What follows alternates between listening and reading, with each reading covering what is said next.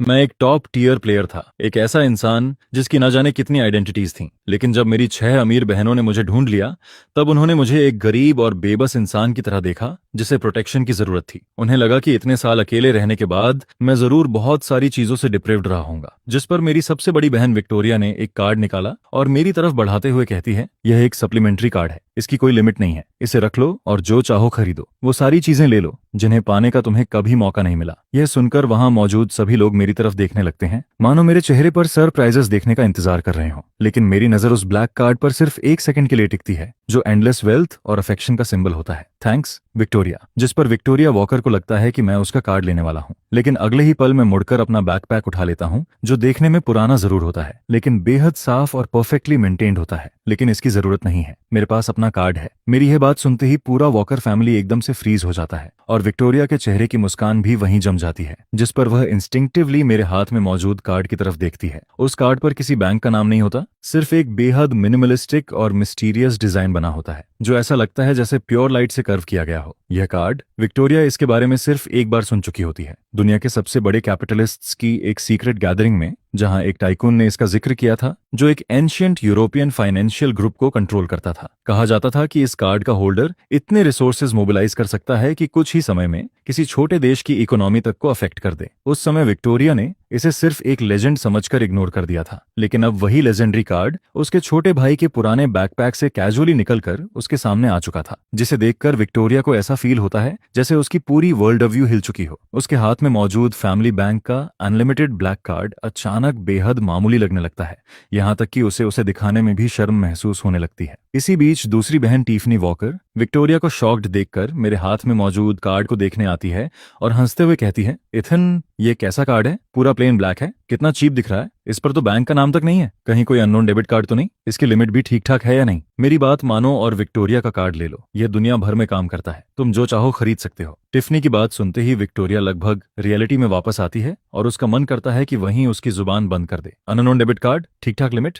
Victoria मन ही मन सोचती है, सच में तुम्हारा सिर खोलकर देखना चाहिए कि अंदर मोटरसाइकिल्स और वीडियो गेम्स के अलावा कुछ है भी या नहीं। इसके बाद वह गहरी सांस लेकर सावधानी से पूछती है, इथन, तुम्हारा ये कार्ड क्या ये ऑब्सिडियन बैंक का है? मैं उसे हल्की हैरानी से देखता हूँ और सिर हिला देता हूँ। हाँ, इसकी लिमिट ठीक ही है, काम चल जाता है। मेरी बात सुनकर विक्टोरिया के होंठ हल्के से फड़कते हैं, क्योंकि उस टाइकून ने कहा था कि इस कार्ड की लिमिट, या यूं कहो इसकी अथॉरिटी, ऐसी चीज है जिसे सिर्फ ठीक ठाक नहीं कहा जा सकता। जिस पर वह चुपचाप अपना ब्लैक कार्ड वापस रख लेती है। जो कार्ड कभी उसे पावर की अल्टीमेट सिंबल लगता था, वह अब इथान के कार्ड के सामने बेहद मामूली दिखाई देता है। लेकिन टिफनी अभी भी क्लूज रहती है। ऑब्सिडियन बैंक, वो कौन सा बैंक है? मैंने तो कभी नाम नहीं सुना, क्या यह हमारे फैमिली वाले बैंक से भी बड़ा है? तीसरी बहन निकोल भी विक्टोरिया का रिएक्शन नोटिस करती है और मेरे कार्ड को ध्यान से देखने लगती है। उसे फाइनेंस की ज्यादा नॉलेज नहीं होती, लेकिन कार्ड का फ्यूचरिस्टिक डिजाइन देखकर उसे भी फील हो जाता है कि यह कोई आम चीज नहीं है। मिस्टर और मिसेज वॉकर को ऑब्सिडियन बैंक के बारे में कुछ नहीं पता होता, लेकिन अपनी बड़ी बेटी के एक्सप्रेशन देखकर वे समझ जाते हैं कि इस कार्ड का ओरिजिन बेहद शॉकिंग है। जिस पर मिसेस वॉकर धीरे से पूछती हैं, ईथन डियर, तुम्हें यह कार्ड कहाँ से मिला?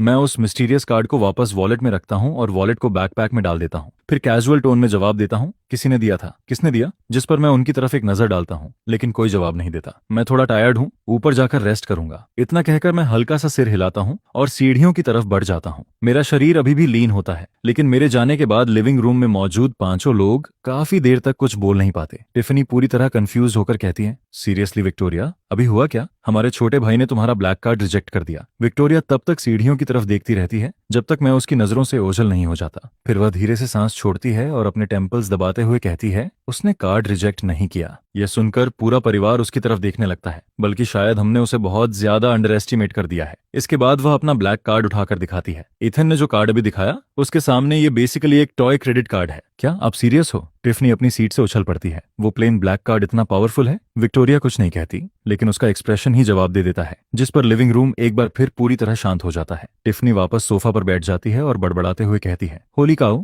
आखिर मेरा भाई है कौन? अगली सुबह जल्दी टिफनी डाइनिंग रूम में घुसते हुए कहती है, dad, mom, Victoria, Nicole, guess करो मैं कल रात कितनी देर तक ऑब्सिडियन बैंक के बारे में रिसर्च करती रही। यह सुनकर पूरे परिवार का अटेंशन उसकी तरफ चला जाता है। मिस्टर वॉकर न्यूज़पेपर नीचे रखते हुए पूछते हैं, तो क्या पता चला? कुछ भी नहीं। टिफनी कुर्सी पर बैठते हुए एक ग्लास मिल्क पी जाती है। इंटरनेट पर इसका कोई रिकॉर्ड नहीं है, एक भी ट्रेस नहीं। मैंने फाइनेंस फील्ड वाले दोस्तों से भी पूछा, लेकिन किसी ने इसका नाम तक नहीं सुना। विक्टोरिया, सच में कमाल है कि तुमने इसे पहचान लिया। विक्टोरिया चुपचाप ब्रेकफास्ट करती रहती है, क्योंकि उसने भी पूरी रात ठीक से नींद नहीं ली होती। उसके दिमाग में बार बार वही कार्ड और मेरा काम फेज घूम रहा होता है, जिस पर मिसेस वॉकर चिंता से कहती हैं, पता नहीं ईथन ने हमसे दूर रहते हुए किन चीजों का सामना किया होगा। मिस्टर वॉकर तुरंत जवाब देते हैं, जो भी हुआ हो वह हमारा बेटा है और अब से कोई भी उससे उस बैंक कार्ड के बारे में सवाल नहीं करेगा। हम उस पर कोई प्रेशर नहीं डालना चाहते। यह सुनकर टिफनी कुछ पल के लिए शांत होती है, लेकिन अगले ही पल फिर से एनर्जेटिक हो जाती है। कोई बात नहीं, अगर उसे ब्लैक कार्ड में इंटरेस्ट नहीं है तो किसी और चीज में होगा। आज मैं उसे राइड पर ले जाऊंगी। हाँ, मेरी नई मोटरसाइकिल अभी आई है। हर गाय को बाइक्स पसंद होती हैं।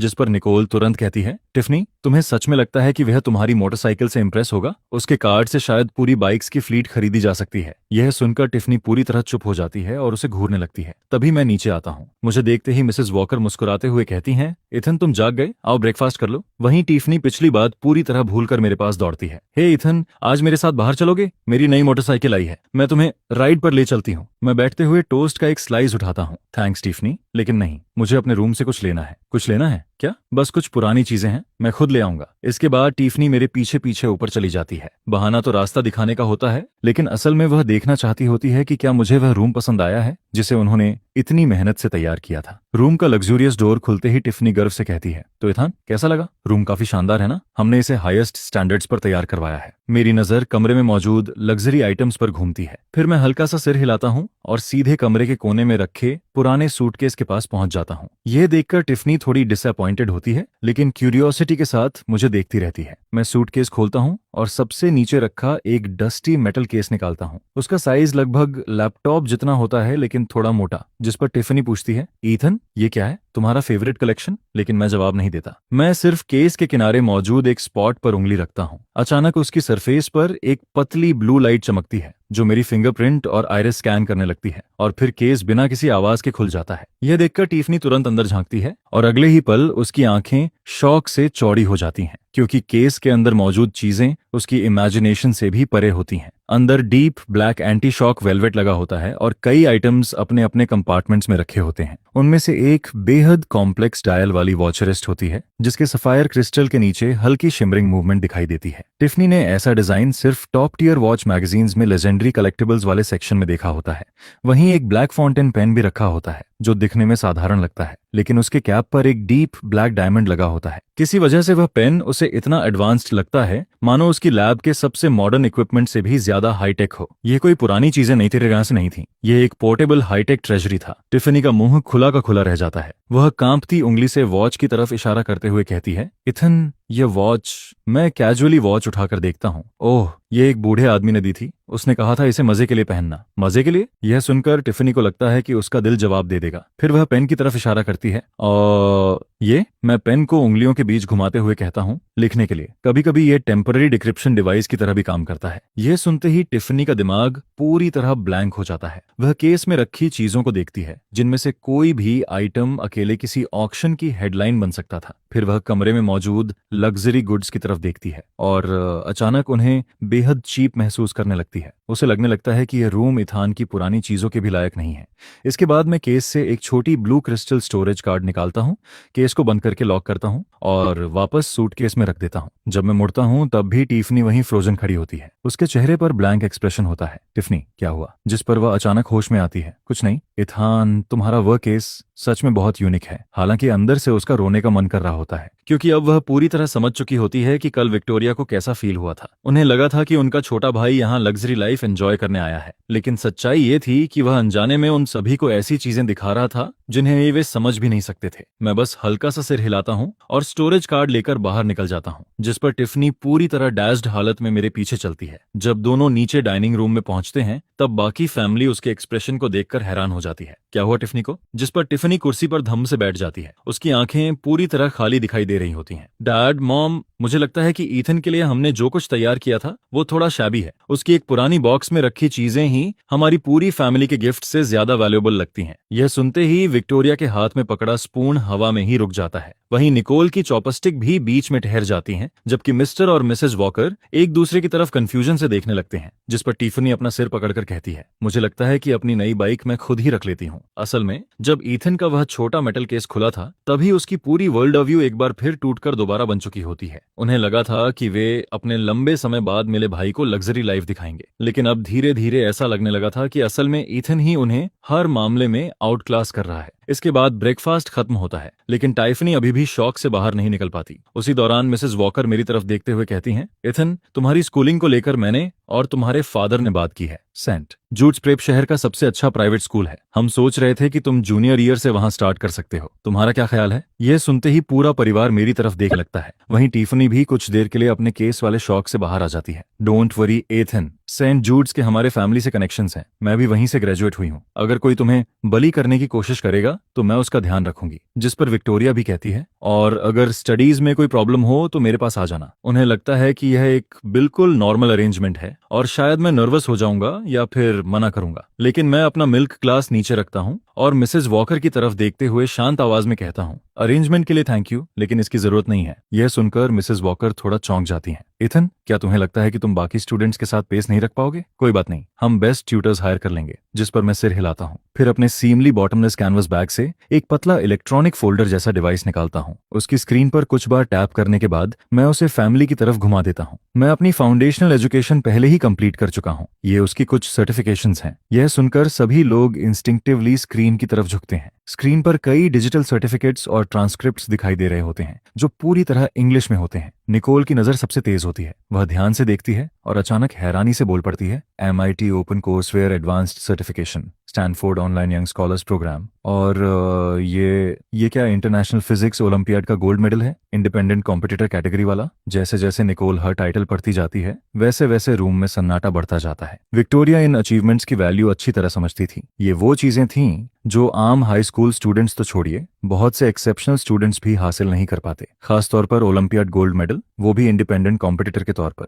ऐसे विनर्स को अक्सर बड़े रिसर्च लैब्स सीधे रिक्रूट करने की कोशिश करते हैं। वहीं टिफनी को डिटेल्स समझ नहीं आती, लेकिन MIT और स्टैनफोर्ड का नाम उसने जरूर सुना होता है, जिस पर उसकी आंखें बड़ी हो जाती हैं। रुको जरा इथान, तुम तो किसी दूर के इलाके में रहते थे ना? फिर ये सब कहाँ से मिला? यह सुनकर मिस्टर और मिसेज वॉकर भी पूरी तरह स्टन्ड रह जाते हैं। वे स्क्रीन पर मौजूद अचीवमेंट्स और अपने शांत बेटे के बीच बार बार नजर घुमाने लगते हैं। उन्हें समझ ही नहीं आ रहा था कि यह सब प्रोसेस कैसे करें। जिस पर मैं डिवाइस वापस रखता हूँ और फ्लैट टोन में कहता हूँ, उस समय मेरे पास थोड़ा फ्री टाइम था, इसलिए मैंने खुद कुछ चीजें सीख लीं। सर्टिफिकेशंस बस रास्ते में मिलती गईं। मेरी बात सुनते ही पूरा वॉकर फैमिली पत्थर की तरह जम जाता है।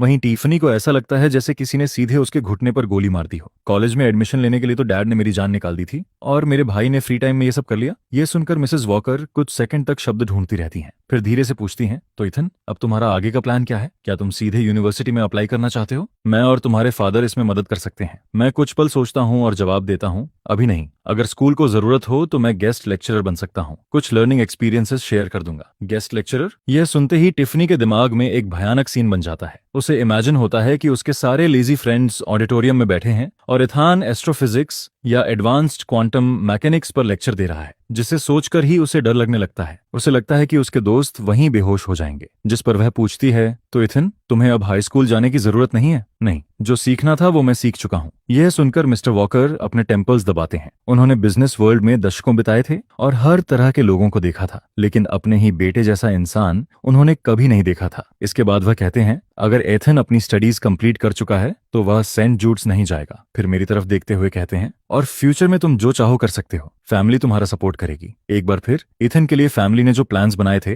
वे उसकी एब्सोल्यूट कॉम्पिटेंस के सामने पूरी तरह बिखर जाते हैं। इसी बीच वॉकर फैमिली के लंबे समय बाद मिले बेटे की खबर पूरे अपर क्लास सर्कल में फैल जाती है, जिस पर इन्विटेशंस की बारिश शुरू हो जाती है। आखिरकार मिसेस वॉकर उनमें से एक इन्विटेशन चुनती हैं। यह लिंच फैमिली की चैरिटी गाला होती है और वह तय करती हैं कि यही सोशल सर्कल में मेरा ऑफिशियल इंट्रोडक्शन होगा। इवेंट वाले दिन कार से उतरने से पहले मेरे पेरेंट्स मुझे समझाते हैं, इथन नर्वस मत होना, बस अपनी मदर के साथ रहना, जिस पर मैं सिर्फ हल्का सा सिर हिला देता हूँ। अंदर बैंकेट हॉल में ग्लासेस की खनक गूंज रही होती है। जैसे ही मैं और मेरे पेरेंट्स अंदर एंटर करते हैं, वैसे ही पूरे हॉल का अटेंशन हमारी तरफ चला जाता है। कई लोग ग्रीटिंग और स्मॉल टॉक के लिए आगे आते हैं। उनकी नजरों में क्यूरियोसिटी भी होती है और स्क्रूटनी भी, जबकि मैं अपने पेरेंट्स के पास शांत खड़ा रहता हूँ और हर ग्रीटिंग का शॉर्ट, पॉलिट लेकिन डिस्टेंट जवाब देता हूँ। दूसरी तरफ लिंच फैमिली का बेटा ब्रैंडन लिंच अपने दोस्तों के साथ खड़ा होता है। जैसे ही उसकी नजर मेरी तरफ जाती है, उसके चेहरे पर हल्की स्नीर आ जाती है। असल में उसे टिफनी वॉकर पर काफी समय से क्रश होता है और इसी वजह से वह इंस्टिंक्टिवली मुझे पसंद नहीं करता। गांव से वापस लाया गया लड़का शायद फ्रेंच मेन्यू तक नहीं पढ़ सकता होगा। यह सोचकर वह वाइन का ग्लास उठाता है और हमारी तरफ बढ़ता है। मिसेस वॉकर, ये ईथन है ना? काफी हैंडसम दिख रहा है। यह कहकर वह मेरी तरफ देखता है। उसकी आंखों में सुपरियोरिटी साफ दिखाई दे रही होती है। ईथन, क्या यह तुम्हारी पहली ऐसी पार्टी है? अगर किसी चीज की आदत न हो तो मुझसे पूछ लेना। यह सुनकर मिसेस वॉकर कुछ कहने वाली होती हैं, लेकिन उससे पहले मैं ब्रैंडन की तरफ देखकर कहता हूँ, इट्स फाइन। मेरी शांत और इमोशनलेस नजर देखकर ब्रैंडन कुछ पल के लिए अटक जाता है। उसे ऐसा फील होता है जैसे वह किसी पिलो पर पंच मार रहा हो, लेकिन वह हार नहीं मानता। जिस पर वह पास खड़े वेटर से जानबूझकर फ्रेंच एक्सेंट में कहता है, उन कुप डे शम्पान्ये सिल वू प्ले। फिर मेरी तरफ मुड़कर कहता है, ईथन तुम क्या लोगे? चाहो तो मैं इंग्लिश में ऑर्डर कर दूं? यह सुनते ही आसपास मौजूद कई लोग समझ जाते हैं कि ब्रैंडन जानबूझकर मुझे एम्बैरस करने की कोशिश कर रहा है और तभी एंट्रेंस की तरफ हलचल होती है। कई फॉरेन गेस्ट्स अंदर आते हैं जिनकी प्रेजेंस बाकी बिजनेस मैग्नेट्स से अलग दिखाई दे रही होती है। उन्हें देखते ही मिस्टर लिनच खुद उनका स्वागत करने दौड़ पड़ते हैं। उन्हीं में एक व्हाइट हेयर्ड जेंटलमैन भी होता है। वह हॉल में नजर दौड़ाता है जैसे किसी को ढूंढ रहा हो और अगले ही पल उसकी नजर मुझ पर टिक जाती है, जिस पर उसकी आंखें चमक उठती हैं। वह सीधे मेरी तरफ बढ़ता है। इतना ही नहीं, वह मिस्टर लिंच और ब्रैंडन दोनों को पूरी तरह इग्नोर कर देता है। जैसे ही वह मेरे पास पहुंचता है, उसके चेहरे पर सरप्राइज भरी मुस्कान आ जाती है। इथन, मुझे उम्मीद नहीं थी कि तुम यहाँ मिल जाओगे। यह सुनते ही पूरा हॉल शांत हो जाता है, क्योंकि यह कोई आम इंसान नहीं होता। यह एक एंशिएंट यूरोपियन फाइनेंशियल कॉन्ग्लोमेरेट का रिप्रेजेंटेटिव होता है। ऐसा व्यक्ति जिसके सामने मिस्टर लंच जैसे लोग भी बेहद सम्मान से पेश आते हैं। और वही इंसान अभी वॉकर फैमिली के नए लौटे बेटे से इतने अपनापन के साथ बात कर रहा था। यह देखकर मिसेस वॉकर भी स्टंड रह जाती हैं, जबकि ब्रैंडन के हाथ से वाइन ग्लास लगभग छूट ही जाता है। मैं शांत भाव से जवाब देता हूँ, मिस्टर विंसेंट, काफी समय हो गया। मेरी फ्रेंच इतनी फ्लॉलेस और नेचुरल होती है कि ब्रैंडन का दिखावटी एक्सेंट उसके सामने बच्चों जैसा लगने लगता है। यह सुनकर मिस्टर विंसेंट जोर से हंसते हैं और अपनी नेटिव लैंग्वेज में तेजी से बात करने लगते हैं। वह इंटरनेशनल इकोनॉमी और कटिंग एज टेक्नोलॉजी के टॉपिक्स पर चर्चा शुरू कर देते हैं और सबसे हैरानी की बात यह होती है कि वह मेरी ओपिनियन को बेहद इंपॉर्टेंस दे रहे होते हैं, जिस पर मैं भी फ्लुएंटली जवाब देता हूँ। बीच बीच में मेरी कुछ बातें सुनकर मिस्टर विंसेंट तक सहमति में सिर हिलाने लगते हैं। देखते ही देखते हम दोनों ऐसे बात करने लगते हैं जैसे आसपास कोई और मौजूद ही ना हो। यह देखकर पूरा क्राउड स्टंड रह जाता है। जिस लड़के को अभी फ्रेंच मेन्यू तक न पढ़ पाने वाला समझा जा रहा था, उसकी लैंग्वेज स्किल्स और नॉलेज रूम में मौजूद लगभग हर इंसान से बेहतर निकलती हैं। वहीं ब्रैंडन का चेहरा पहले लाल और फिर सफेद पड़ जाता है। उसे ऐसा लग रहा था जैसे वह सिर्फ बैकग्राउंड डेकोरेशन बनकर रह गया हो। कुछ मिनट पहले तक वह मेरा मजाक उड़ा रहा था और अब मैं एक यूरोपियन टाइकून के साथ कैजुअली डिस्कशन कर रहा था। तभी टिफनी अचानक मिसेस वॉकर के पास पहुंचती है। वह एक्साइटेड होकर कहती है, मॉम, मेरे भाई को देखो, क्या वह अमेजिंग नहीं है? जिस पर मिसेस वॉकर अपने बेटे को देखती हैं। उनके अंदर प्राइड भी होती है और डिसबिलीफ भी। कुछ देर बाद मिस्टर विंसेंट को उनका असिस्टेंट शेड्यूल याद दिलाता है, जिस पर वह जाने से पहले अपना पर्सनल बिजनेस कार्ड मुझे देते हैं और मैं उसे पूरी शांति से एक्सेप्ट कर लेता हूँ। मिस्टर विंसेंट के जाते ही क्राउड की नजरें और ज्यादा इंटेंस हो जाती हैं। वहीं ब्रैंडन का चेहरा पूरी तरह उतर चुका होता है। उसे ऐसा लग रहा था कि जमीन फट जाए और वह उसमें समा जाए। तभी मेरी नजर उसकी तरफ जाती है और मैं पूरी शांति से इंग्लिश में कहता हूँ, thank you, but I can order for my self. यह सुनते ही ब्रैंडन को ऐसा लगता है जैसे किसी ने उसके चेहरे पर जोरदार थप्पड़ मार दिया हो। उसके अंदर ह्यूमिलेशन की आग जल उठती है। वहीं टिफनी खुलकर हंस पड़ती है, जिस पर आसपास मौजूद कुछ लोग भी अपनी हंसी नहीं रोक पाते।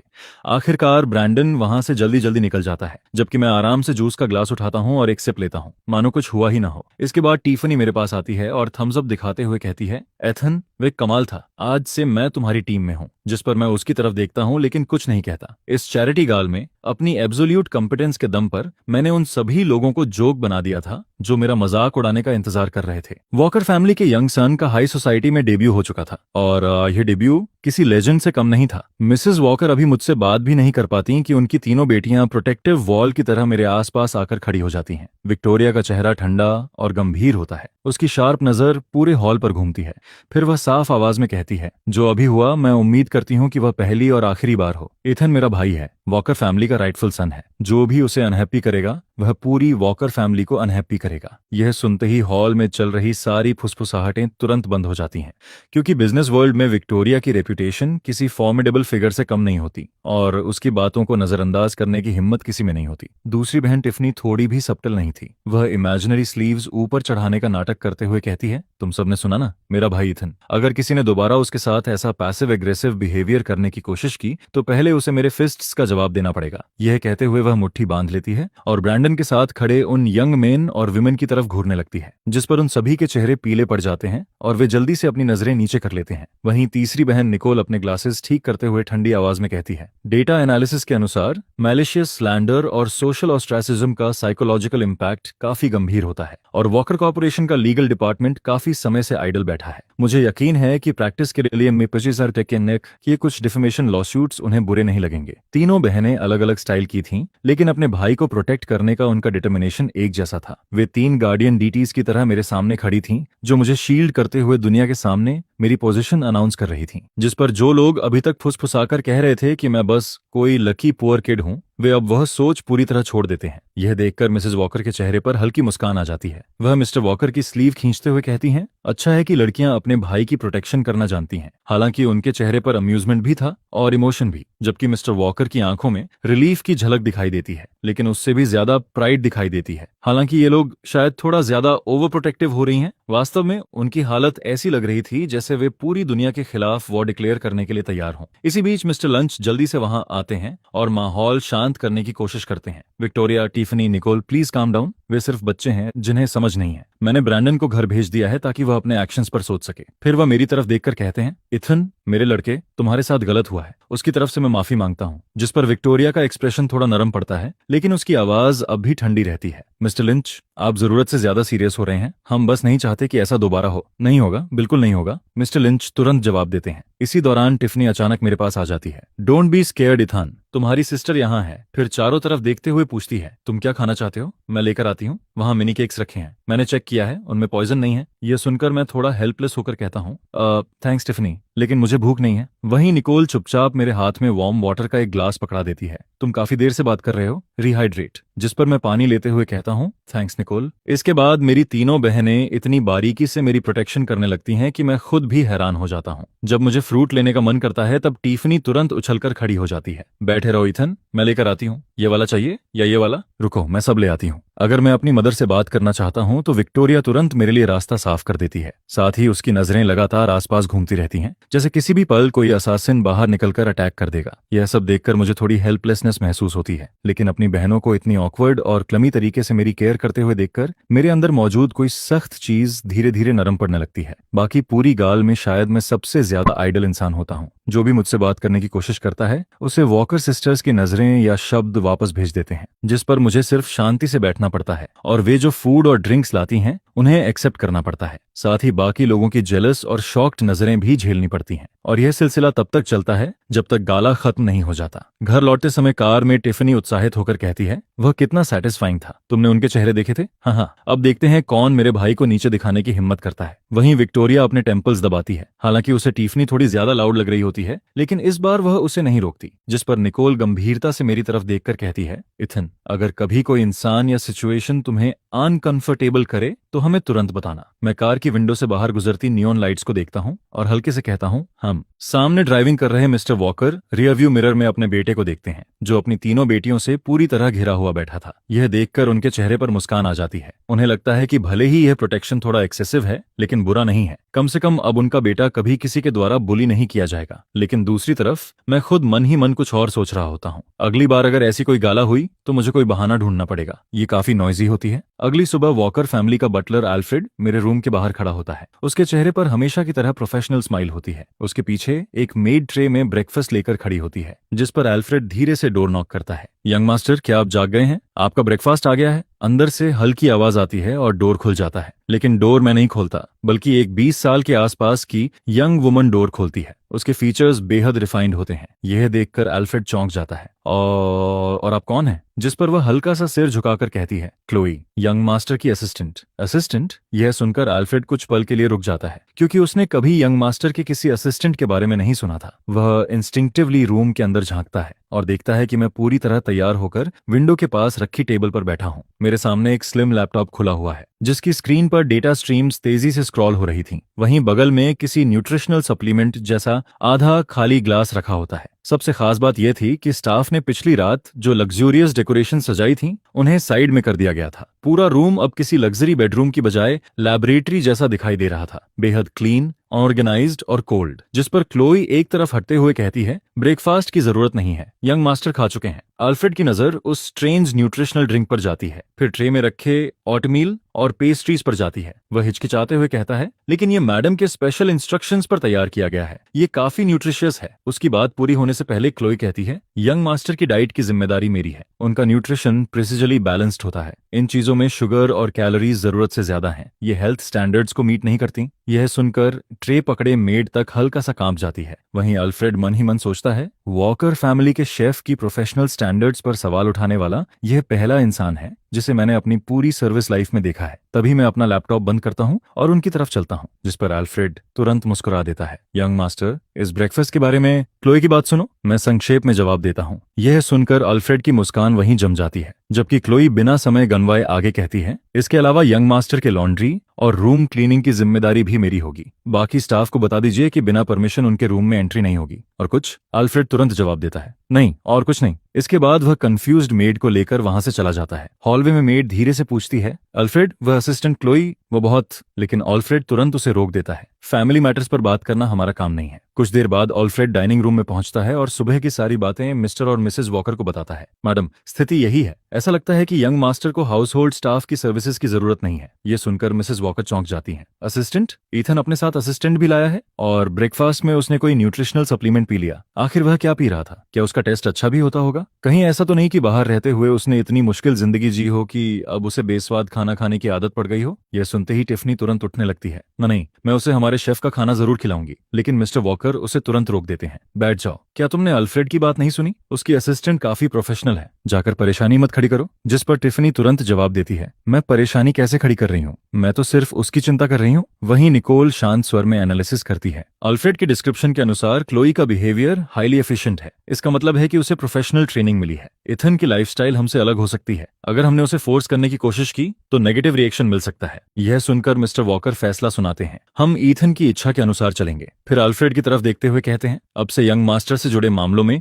वही किया जाएगा जो वह और उसकी असिस्टेंट चाहें। यस सर, अल्फ्रेड झुककर जवाब देता है, जबकि टिफनी वापस चेयर पर गिर जाती है। मैं तो बस चाहती थी कि वह कुछ अच्छा खा ले। कुछ देर बाद विक्टोरिया ऑफिस जाने के लिए निकल रही होती है। तभी गार्डन से गुजरते हुए वह एक अजीब सीन देखती है। क्लोई तेजी से टैबलेट पर नोट्स ले रही होती है, जबकि मैं आखिरी क्रेयर और नर्केड के सामने खड़ा उसकी लीव्स को देख रहा होता हूँ। जिस पर क्लोई रिपोर्ट देती है, सर सॉइल मॉइस्चर ऑप्टिम लेवल से 0.7% ज्यादा है। आज लाइट एक्सपोजर को 15 मिनट बढ़ाने की जरूरत है। इसके अलावा लीफ नंबर 3 के नीचे माइनर पेस्ट एक्टिविटी डिटेक्ट हुई है। मैंने उसे मार्क कर दिया है। रिकमेंडेशन है कि 0.05 मिलीलीटर बायो एजेंट 3 अप्लाई किया जाए। मैं सिर हिलाकर कहता हूँ, ठीक है, उसे हैंडल कर लो। यह सुनकर विक्टोरिया वहीं रुक जाती है। उसे ऐसा महसूस होता है कि उसका भाई और उसका परिवार दो अलग डायमेंशंस में रहते हैं। जिस पर वह चुपचाप मुड़ती है और ऑफिस चली जाती है। दोपहर के समय मैं और क्लोई डाइनिंग रूम में दिखाई नहीं देते, जिस पर अल्फ्रेड आकर रिपोर्ट करता है, मिस क्लोई ने यंग मास्टर के लंच के लिए किचन यूज किया था। खाना पहले ही ऊपर भेजा जा चुका है। यह सुनकर मिसेस वॉकर टेबल पर सजे लग्जूरियस फूड को देखती हैं और धीरे से आह भरती हैं। वह बच्चा बहुत ज्यादा इंडिपेंडेंट है। वहीं टिफनी सामने रखे खाने को देखती है और अचानक उसकी एपेटाइट गायब हो जाती है। सच कहूं तो मैं जानना चाहती हूं कि क्लोई के उस प्रिसिजली बैलेंस्ड मील का टेस्ट कैसा होता है। और पहली बार पूरे वॉकर फैमिली को साफ महसूस होता है कि उनका यंग मास्टर सिर्फ प्रोटेक्शन नहीं बल्कि केयर तक का मोहताज नहीं है। उसकी जिंदगी का हर एस्पेक्ट पहले से परफेक्टली मैनेज्ड था। इसी बीच टिफनी सोफा पर बैठकर गेम खेल रही होती है। तभी उसका फोन अचानक लगातार वाइब्रेट करने लगता है। यह उसके फ्रेंड्स ग्रुप चैट का नोटिफिकेशन होता है। टिफ, जल्दी ट्विटर चेक करो, तुम्हारा भाई ट्रेंडिंग में है। वॉकर फैमिली का रियल हेयर तो बेहद हैंडसम निकला। ये फोटो किस मीडिया आउटलेट ने ली है?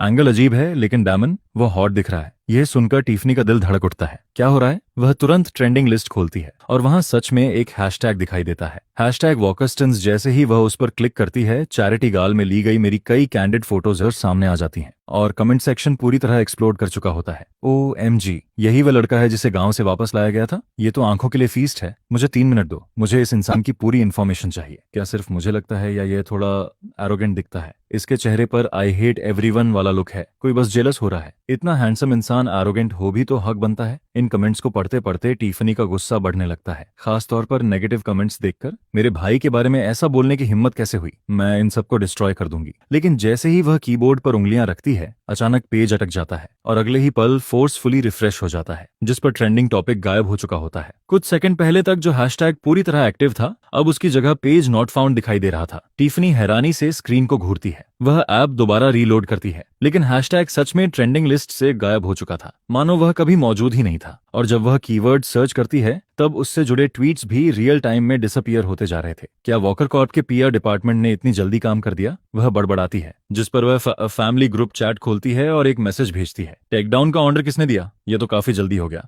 जिस पर विक्टोरिया तुरंत रिप्लाई करती है, कौन सा ट्रेंडिंग टॉपिक? इसके जवाब में निकोल लिखती है, टिफनी, मैं अभी लैब में थी। PR डिपार्टमेंट को ऐसा कोई डायरेक्टिव मिला ही नहीं है। यह सुनकर सब सोच में पड़ जाते हैं कि आखिर चल क्या रहा है। उस शाम जब विक्टोरिया और निकोल घर वापस आती हैं, तब टिफनी उन्हें पूरी इंसिडेंट के बारे में बताती है, जिस पर विक्टोरिया तुरंत PR डिपार्टमेंट के हेड को कॉल करती है, लेकिन वह भी उतना ही कंफ्यूज्ड होता है। वह कहता है, मैं इस इश्यू की रिपोर्ट करने ही वाला था, लेकिन उससे पहले ही पूरा टॉपिक इंटरनेट से गायब हो गया और क्लीनअप भी इतना थरो था कि कुछ बचा ही नहीं। जिस पर विक्टोरिया पूछती है, अगर यह हमारे लोगों ने नहीं किया और फैमिली ने भी नहीं किया, तो फिर किसने किया? कोई गुड सैमरिटन? मैं जो पूरे समय चुपचाप बैठकर बुक पढ़ रहा होता हूँ, ऊपर तक नहीं देखता। बहुत ज्यादा शोर हो रहा था। फिर मैं आराम से कहता हूँ, मैंने हटवाया था। मेरी उंगली कैजुअली टैबलेट स्क्रीन पर स्वाइप करती है, जिस पर पूरा लिविंग रूम एकदम साइलेंट हो जाता है। वॉकर फैमिली के सभी 5 मेंबर्स की नजरें सीधे मेरी तरफ घूम जाती हैं। इसने हटवाया कैसे? यह तो पूरे समय यहीं बैठकर बुक पढ़ रहा था। टिफनी का मुंह इतना खुल जाता है कि उसमें एक अंडा तक आ सकता था। फिर वो पूछती है, इथन, तुमने ये कैसे किया? जिस पर मैं अपनी आंखें उठाकर उसे ऐसा लुक देता हूं जैसे कह रहा हूं,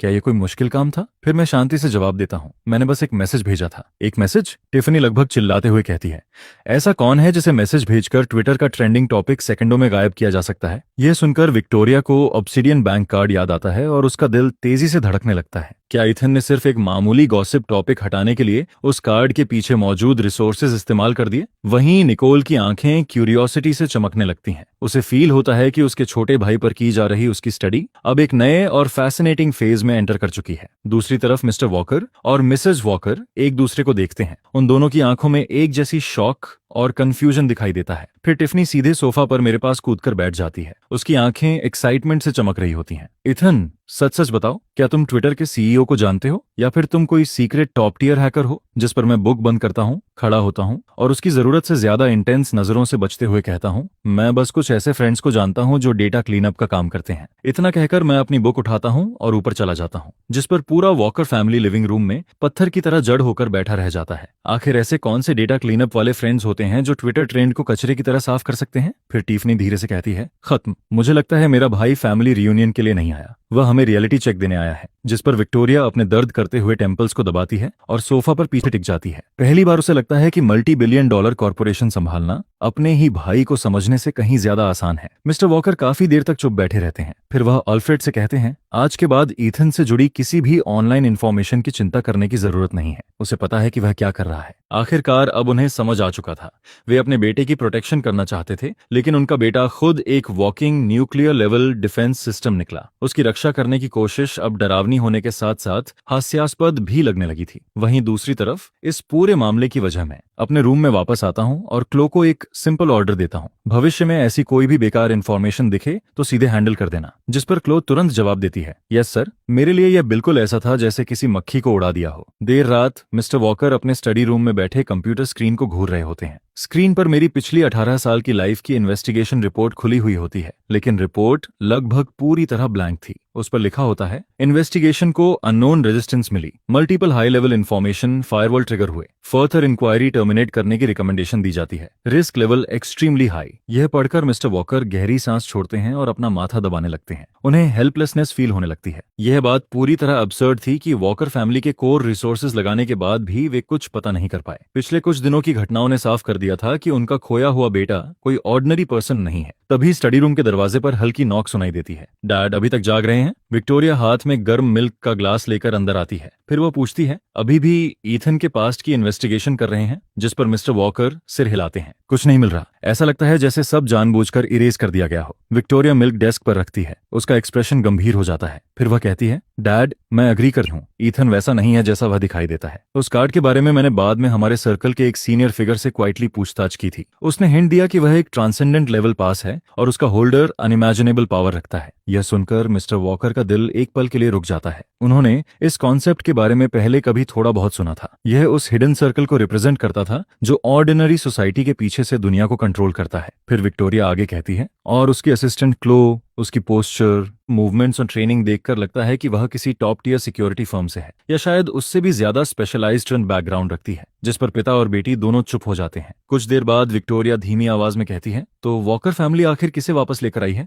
लेकिन उसके पास उस सवाल का सही वर्ड ही नहीं था। फिर वह धीरे से कहती है, डैड मैंने कभी इमेजिन नहीं किया था कि बाहर बिताए हुए सालों में ईथन की लाइफ ऐसी रही होगी। जिस पर मिस्टर वॉकर शांत स्वर में जवाब देते हैं, वह चाहे जो भी हो, वह हमारा बेटा है। अगर वह अपने बारे में बात नहीं करना चाहता तो हम नहीं पूछेंगे। अगर उसे फैमिली चाहिए तो हम उसकी फैमिली बनेंगे। विक्टोरिया सिर हिलाती है। टिफनी, निकोल और मैं भी यही सोचते हैं। बस ऐसा लगता है कि हम उसकी मदद के लिए कुछ कर ही नहीं सकते। जिस पर मिस्टर वॉकर मुस्कुराते हैं, तो फिर जब उसे जरूरत होगी हम बिना किसी शर्त उसके पीछे खड़े रहेंगे। अगर वह ऑर्डिनरी पर्सन बनकर रहना चाहता है तो हम उसके साथ ऑर्डिनरी तरीके से ही रहेंगे। अगली सुबह ब्रेकफास्ट टेबल पर वॉकर फैमिली के सभी मेंबर्स मुझे एक अजीब मिक्स ऑफ ऑन और रिस्पेक्ट के साथ देखते हैं। जिस पर मैं यूटेंसिल्स नीचे रखता हूं और मिस्टर वॉकर की तरफ देखता हूं। मैं आज बाहर जाना चाहता हूं। कहाँ? मिस्टर वॉकर पूछते हैं। क्या ड्राइवर को साथ भेज दूं? नहीं। फिर वह तुरंत कहते हैं, तो अपनी सिस्टर को साथ ले जाओ। जिस पर विक्टोरिया तुरंत सीधी होकर बैठ जाती है, लेकिन मैं सिर हिलाता हूं। जरूरत नहीं, क्लोई ड्राइव करेगी। ठीक है, सेफ रहना और जल्दी वापस आना। मिस्टर वॉकर कहते तो हैं, लेकिन उनकी आवाज में अथॉरिटी लगभग नहीं होती। आखिर उनका बेटा शायद पूरी वॉकर सिक्योरिटी टीम से भी ज्यादा कैपेबल था। मेरे और क्लो के जाने के बाद ही फैमिली आराम की सांस लेती है। फिर टिफनी धीरे से फुसफुसाती है, ईथन के साथ ब्रेकफास्ट करना डैड के साथ बोर्ड मीटिंग करने से ज्यादा स्ट्रेसफुल है। जिस पर मिस्टर वॉकर उसे घूर कर देखते हैं, लेकिन अंदर ही अंदर वह भी एग्री करते हैं। वह खिड़की से बाहर देखते हैं जिस दिशा में उनका बेटा गया था। उनके दिल में शौक और प्राइड दोनों मौजूद होते हैं। कुछ घंटों बाद मैं और क्लोई वापस लौटते हैं। मेरे हाथ में एक सिंपल ब्लैक गिफ्ट बॉक्स होता है, जिस पर मैं सीधे ऊपर अपने रूम की तरफ चला जाता हूँ। लेकिन हमारे रूम में लौटने के कुछ ही मिनट बाद निकोल फ्रंट डोर से अंदर घुसती है। उसकी आंखों के नीचे गहरे डार्क सर्कल्स बने हुए थे। वह अपना बैग जोर से सोफा पर फेंक देती है। डैम इट, वे फिर वापस आ गए। जिस पर विक्टोरिया तुरंत पूछती है, निकोल क्या हुआ? कंपनी में कोई प्रॉब्लम है? निकोल फ्रस्ट्रेशन में अपने बालों में हाथ फेरती है। वही हैकर्स फिर से हमारे कंपनी सर्वर पर अटैक कर रहे हैं। टेक डिपार्टमेंट के इडियट्स उन्हें रोक नहीं पा रहे। असल में कॉम्पिटिटर फिर से डर्टी ट्रिक्स खेल रहा था और हैकर्स का इस्तेमाल करना उसके लिए कोई नई बात नहीं थी। पहले भी कई बार अटैक्स हुए थे, लेकिन इस बार अटैकर्स ने क्लियरली एक्सपर्ट्स हायर किए थे। पुलिस को कॉल किया? विक्टोरिया पूछती है। हाँ, लेकिन कोई फायदा नहीं। जब तक स्पेशलिस्ट्स आएंगे तब तक बहुत देर हो जाएगी। अगर इस बार हमारा डेटा लीक या डिस्ट्रॉय हो गया तो कंपनी खत्म है। यह सुनकर विक्टोरिया की भौहें सिकुड़ जाती हैं। कॉर्पोरेट टेक डिवीजन से सपोर्ट चाहिए, लेकिन निकोल अपने लैपटॉप पर तेजी से काम करती रहती है। स्क्रीन पूरी तरह लाल हो चुकी थी। उस पर एक बड़ा वार्निंग सिंबल और काउंटडाउन टाइमर दिखाई दे रहा था। फिर वह निराश होकर कहती है, बहुत देर हो चुकी है। उनका अटैक बहुत स्ट्रांग है। सब खत्म हो गया। इस बार सच में खत्म हो गया। जिस पर लिविंग रूम का माहौल और भी भारी हो जाता है। तभी एक ठंडी आवाज सुनाई देती है, निकोल क्या मैं देख सकता हूँ? सब लोग आवाज की तरफ देखते हैं और मुझे सीढ़ियों के ऊपर खड़ा पाते हैं। मैं शांति से उन्हें देख रहा होता हूँ। निकोल थोड़ा चौंकती है, फिर हल्की मुस्कान के साथ कहती है, इथन कोई बात नहीं, मैं हैंडल कर लूंगी। लेकिन मैं उसकी बात इग्नोर करके लैपटॉप स्क्रीन को देखने लगता हूँ। फिर कहता हूँ, ये वायरस कुछ फेमिलियर लग रहा है। यह सुनकर पूरा फैमिली शॉक्ड हो जाता है। जिस पर मैं अपना हाथ आगे बढ़ाता हूँ, लैपटॉप दो। निकोल जैसे हिप्नोसिस में आ गई हो वैसे ही लैपटॉप मुझे पकड़ा देती है, लेकिन देते ही उसे पछतावा होने लगता है। आखिर ईथन को इसके बारे में क्या पता होगा? ये कोई मजाक नहीं था। फिर मैं सोफा पर बैठता हूँ, लैपटॉप अपनी गोद में रखता हूँ और कीबोर्ड पर उंगलियां रख देता हूँ, लेकिन तुरंत टाइपिंग शुरू नहीं करता। इसके बजाय मैं निकोल की तरफ देखकर पूछता हूँ, बैकअप एडमिन की है, जिस पर निकोल बिना सोचे जवाब देती है X 7 अल्फा 9 डेल्टा, फिर तुरंत सुधारती है X 7 A 9 D 2। वही बैकअप की है। मैं सिर हिलाता हूँ और फिर मेरी उंगलियां चलना शुरू कर देती हैं। मेरी स्पीड बहुत ज्यादा नहीं थी, लेकिन हर की प्रेस एकदम रेगुलर रिदम में हो रही थी, जिस पर स्क्रीन पर मौजूद लाल वार्निंग्स और बिखरा हुआ कोड धीरे धीरे गायब होने लगता है। मैं कुछ अजीब से कमांड्स एंटर करता रहता हूँ। शुरुआत में निकोल सांस रोके हुए देखती है। उसे डर था कि एक गलत कमांड पूरे सिस्टम को कोलैप्स कर सकती है, लेकिन कुछ देर बाद उसका मुंह धीरे धीरे खुला रह जाता है। यह न सी था न पाइथन। कोड स्ट्रक्चर पूरी तरह अनकन्वेंशनल था। आखिर यह कोडिंग स्टाइल आई कहां से थी? 3 मिनट से भी कम समय में पूरा सिस्टम नॉर्मल हो जाता है। फिर मैं कुछ और लाइंस टाइप करता हूँ, जिस पर स्क्रीन पर एक कॉम्प्लेक्स नेटवर्क टोपोलॉजी दिखाई देती है और उसके अंदर एक ब्लिंकिंग रेड डॉट पागलों की तरह भागने की कोशिश कर रही होती है। फिर मैं कहता हूँ लोकेट कर लिया और आखिरी कमांड एंटर करके एंटर की दबा देता हूँ, जिस पर स्क्रीन पर मौजूद रेड डॉट फटकर ग्रे पैच में बदल जाती है। फिर मैं शांति से कहता हूँ हो गया। उनका मेन सर्वर कुछ समय के लिए ऑफलाइन रहेगा। इसके बाद मैं लैपटॉप बंद करता हूँ और पूरी तरह पर्ट्रीफाइड निकोल को वापस पकड़ा देता हूँ। निकोल कांपते हुए हाथों से लैपटॉप लेती है। लिविंग रूम में फिर से मौत जैसी खामोशी छा जाती है। वह तुरंत सिस्टम लॉग्स चेक करती है और टेक हेड को कॉल लगाती है। फोन के दूसरी तरफ मैनेजर की आवाज एक्साइटमेंट से कांप रही होती है। मिसेस वॉकर, वायरस अचानक गायब हो गया, डेटा पूरी तरह सेफ है और हमने अटैक सोर्स ट्रेस भी कर लिया। ऐसा लग रहा है कि उन्होंने खुद को ही उड़ा दिया। उनका पूरा नोट डाउन हो गया है। फोन कटते ही निकोल अपने भाई को घूरती रह जाती है, जो उतना ही काम दिखाई दे रहा था जैसे उसने अभी सिर्फ पानी का एक गिलास दिया हो। उसका दिमाग पूरी तरह गूंज रहा था, इथन तुम, लेकिन उसकी जुबान पूरा सेंटेंस तक नहीं बना पाती। जिस पर मैं बिल्कुल मैटर ऑफ फैक्ट टोन में कहता हूँ एक बार बोर्ड हो गया था, प्रोग्रामिंग की कुछ बुक्स पढ़ ली थी। यह सुनकर निकोल को ऐसा फील होता है कि उसके कंप्यूटर साइंस के 10 साल पूरी तरह बेकार चले गए। अचानक टीफनी उछलकर खड़ी हो जाती है और मेरा हाथ पकड़ लेती है। फिर चमकती हुई आंखों से कहती है, इथन तुम मेरे भाई नहीं हो। नहीं, तुम तो मेरे गॉड हो। I love you. जिस पर मैं हल्का सा भौहें सिकोड़ता हूँ और आराम से अपना हाथ छुड़ा लेता हूँ। इतना भी जरूरी नहीं है। यह देखकर मिस्टर वॉकर, मिसेस वॉकर और विक्टोरिया एक दूसरे को देखते हैं, लेकिन समझ नहीं पाते कि इस सिचुएशन पर आखिर रिएक्ट कैसे करें। आखिर इसने यह सब कब सीख लिया? जैसे ही मैं सीढ़ियों की तरफ बढ़ता हूँ, निकोल मेरी पीठ को देखते हुए धीरे से कहती है, मुझे लगता है वॉकर फैमिली ने शायद किसी ऐसे इंसान को जन्म दिया है जो दुनिया बदलने वाला है। जिस पर विक्टोरिया मन ही मन सोचती है, मुझे भी लगता है कि इसकी पूरी पॉसिबिलिटी है। वहीं दूसरी तरफ दुनिया बदलने वाला इंसान अपने रूम में वापस पहुंचता है और क्लो को शांति से कॉन्ड देता है, अभी जो वायरस वेरिएंट था उसका कोड मुझे भेज देना। थोड़ा इंटरेस्टिंग लगा? Yes sir. इधर लिविंग रूम में निकोल लैपटॉप को ऐसे पकड़े घूम रही होती है जैसे वह कोई ब्लेस्ड आर्टिफैक्ट हो। वह लगातार बड़बड़ा रही होती है, ये कोई सेंस नहीं बनाता। उस डिक्रिप्शन कोड की स्ट्रक्चर एग्जिस्टिंग फ्रेमवर्क्स को पूरी तरह इग्नोर करती है। फिर वह विक्टोरिया की तरफ मुड़ती है। विक्टोरिया, तुमने देखा था ना मेरा भाई? सिर्फ 3 मिनट, केवल 3 मिनट। विक्टोरिया उसकी लगातार पेसिंग देखकर लगभग चक्कर खाने लगती है। फिर थके हुए अंदाज में जवाब देती है, हाँ मैंने देखा। लेकिन निकोल का एक्साइटमेंट कम होने का नाम नहीं लेता। वह टिफनी की तरफ देखकर कहती है, वह स्कॉर्पियन था, इंटरनेशनल लेवल का टॉप रैंक्ड हैकिंग ग्रुप।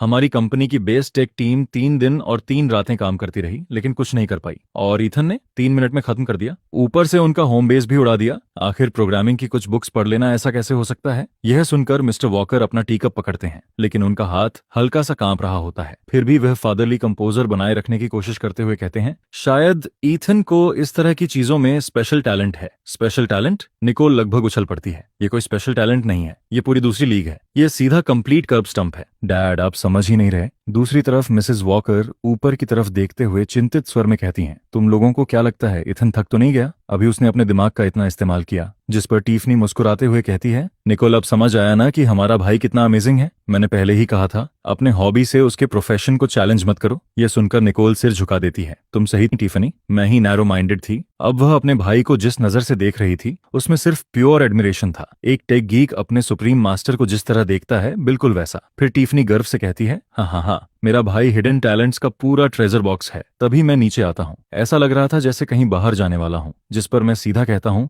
मैं थोड़ी देर के लिए बाहर जा रहा हूँ। यह सुनते ही निकोल तुरंत खड़ी हो जाती है। ओ एथन, बाहर जा रहे हो? राइड चाहिए या कुछ खरीदना है? Latest top of the line computer server, मैं तुम्हें दर्जन भर दिला सकती हूँ। उसका उत्साह अब असामान्य स्तर पर पहुंच चुका था। मैं कुछ सेकंड उसे देखता हूँ, फिर सिर हिलाकर जवाब देता हूँ, जरूरत नहीं, बस कुछ खरीदने जा रहा हूँ। कुछ खरीदने? निकोल तुरंत बोल पड़ती है, मैं भी चलती हूँ। जिस पर मिसेस वॉकर भी जल्दी से कहती हैं, हाँ अपनी सिस्टर को साथ ले जाओ। अब पूरा परिवार मुझे किसी किंग की तरह ट्रीट करने के लिए तैयार बैठा था। मैं निकोल के उत्साहित चेहरे को देखता हूँ, 2 सेकंड रुकता हूँ, फिर दोबारा वही बात कहता हूँ, मैंने पहले बस कंप्यूटर्स के बारे में थोड़ा बहुत सीखा था। यह सुनकर पूरे परिवार के दिमाग में एक ही बात आती है, थोड़ा बहुत? इसे यह थोड़ा बहुत कहता है? निकोल के होंठ हल्के से फड़कते हैं, लेकिन वह किसी तरह मुस्कान बनाए रखती है। एथन, तुम बहुत ज्यादा मॉडस्ट हो। अगर वह थोड़ा था तो हम सब कंप्यूटर इलिटरेट हैं, लेकिन मैं उनकी एक्साइटमेंट समझ ही नहीं पाता। फिर शांति से कहता हूँ, उस ऑर्गेनाइजेशन की डिफेंस आर्किटेक्चर में 3 ऑब्वियस वल्नरेबिलिटीज थीं। उनका फायदा उठाना मुश्किल नहीं था। ऑब्वियस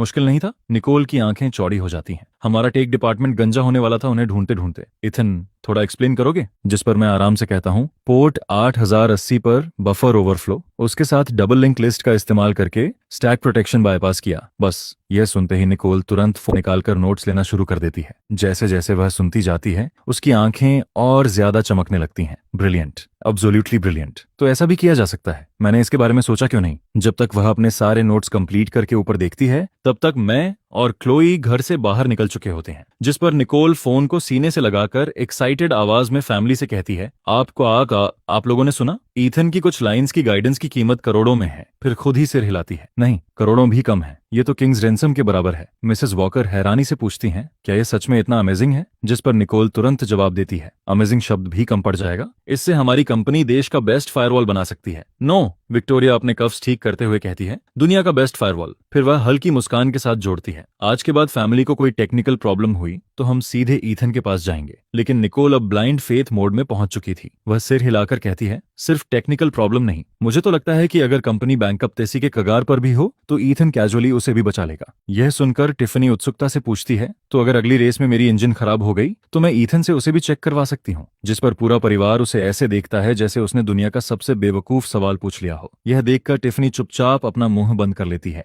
फिर मिस्टर वॉकर गहरी सांस लेते हैं और घोषणा करते हैं, शॉर्ट में कहूं तो आज के बाद इथान जो कहेगा वही सही होगा। अगर वह कहता है कि उसे किसी चीज का थोड़ा नॉलेज है तो हम मान लेंगे कि उसे उसके बारे में 1 अरब चीजें पता है। जिस पर पूरे वॉकर फैमिली के मेंबर्स गंभीरता से सिर हिलाते हैं। अब उन्होंने आखिरकार नई रियलिटी को पूरी तरह एक्सेप्ट कर लिया था। उनका यंग मास्टर एक walking all powerful cheat code था। उसी दिन दोपहर में मिसेस वॉकर गार्डन में अपनी कुछ फ्रेंड्स के साथ टी पी रही होती हैं। उन्हें यूथ के समय से एंजाइना की प्रॉब्लम थी जिसे वह मेडिसिन से कंट्रोल करती थीं। लेकिन अचानक उनका चेहरा पीला पड़ जाता है। वह अपना सीना पकड़ लेती हैं और सांस लेने के लिए संघर्ष करते हुए नीचे गिर जाती हैं। मैडम, जल्दी मेडिसिन लाओ। हेलो डॉक्टर एवंस, फौरन वॉकर एस्टेट पहुंचिए, मिसेस वॉकर को अटैक आया है। यह खबर सुनते ही मिस्टर वॉकर और उनकी तीनों बेटियां अपने अपने ऑफिस और स्कूल से घर की तरफ दौड़ पड़ती हैं। हनी, डरो मत, डॉक्टर रास्ते में है, बस थोड़ा और संभल कर रहो। विक्टोरिया घबराकर पूछती है, मॉम, मेडिसिन ली थी? जिस पर मिसेस वॉकर कमजोर आवाज में कहती हैं, अभी ली थी, लेकिन इस बार काम नहीं कर रही। कुछ ही देर बाद फैमिली फिजिशियन डॉक्टर एवंस भी जल्दी जल्दी पहुंच जाते हैं। जांच करने के बाद उनका चेहरा गंभीर हो जाता है।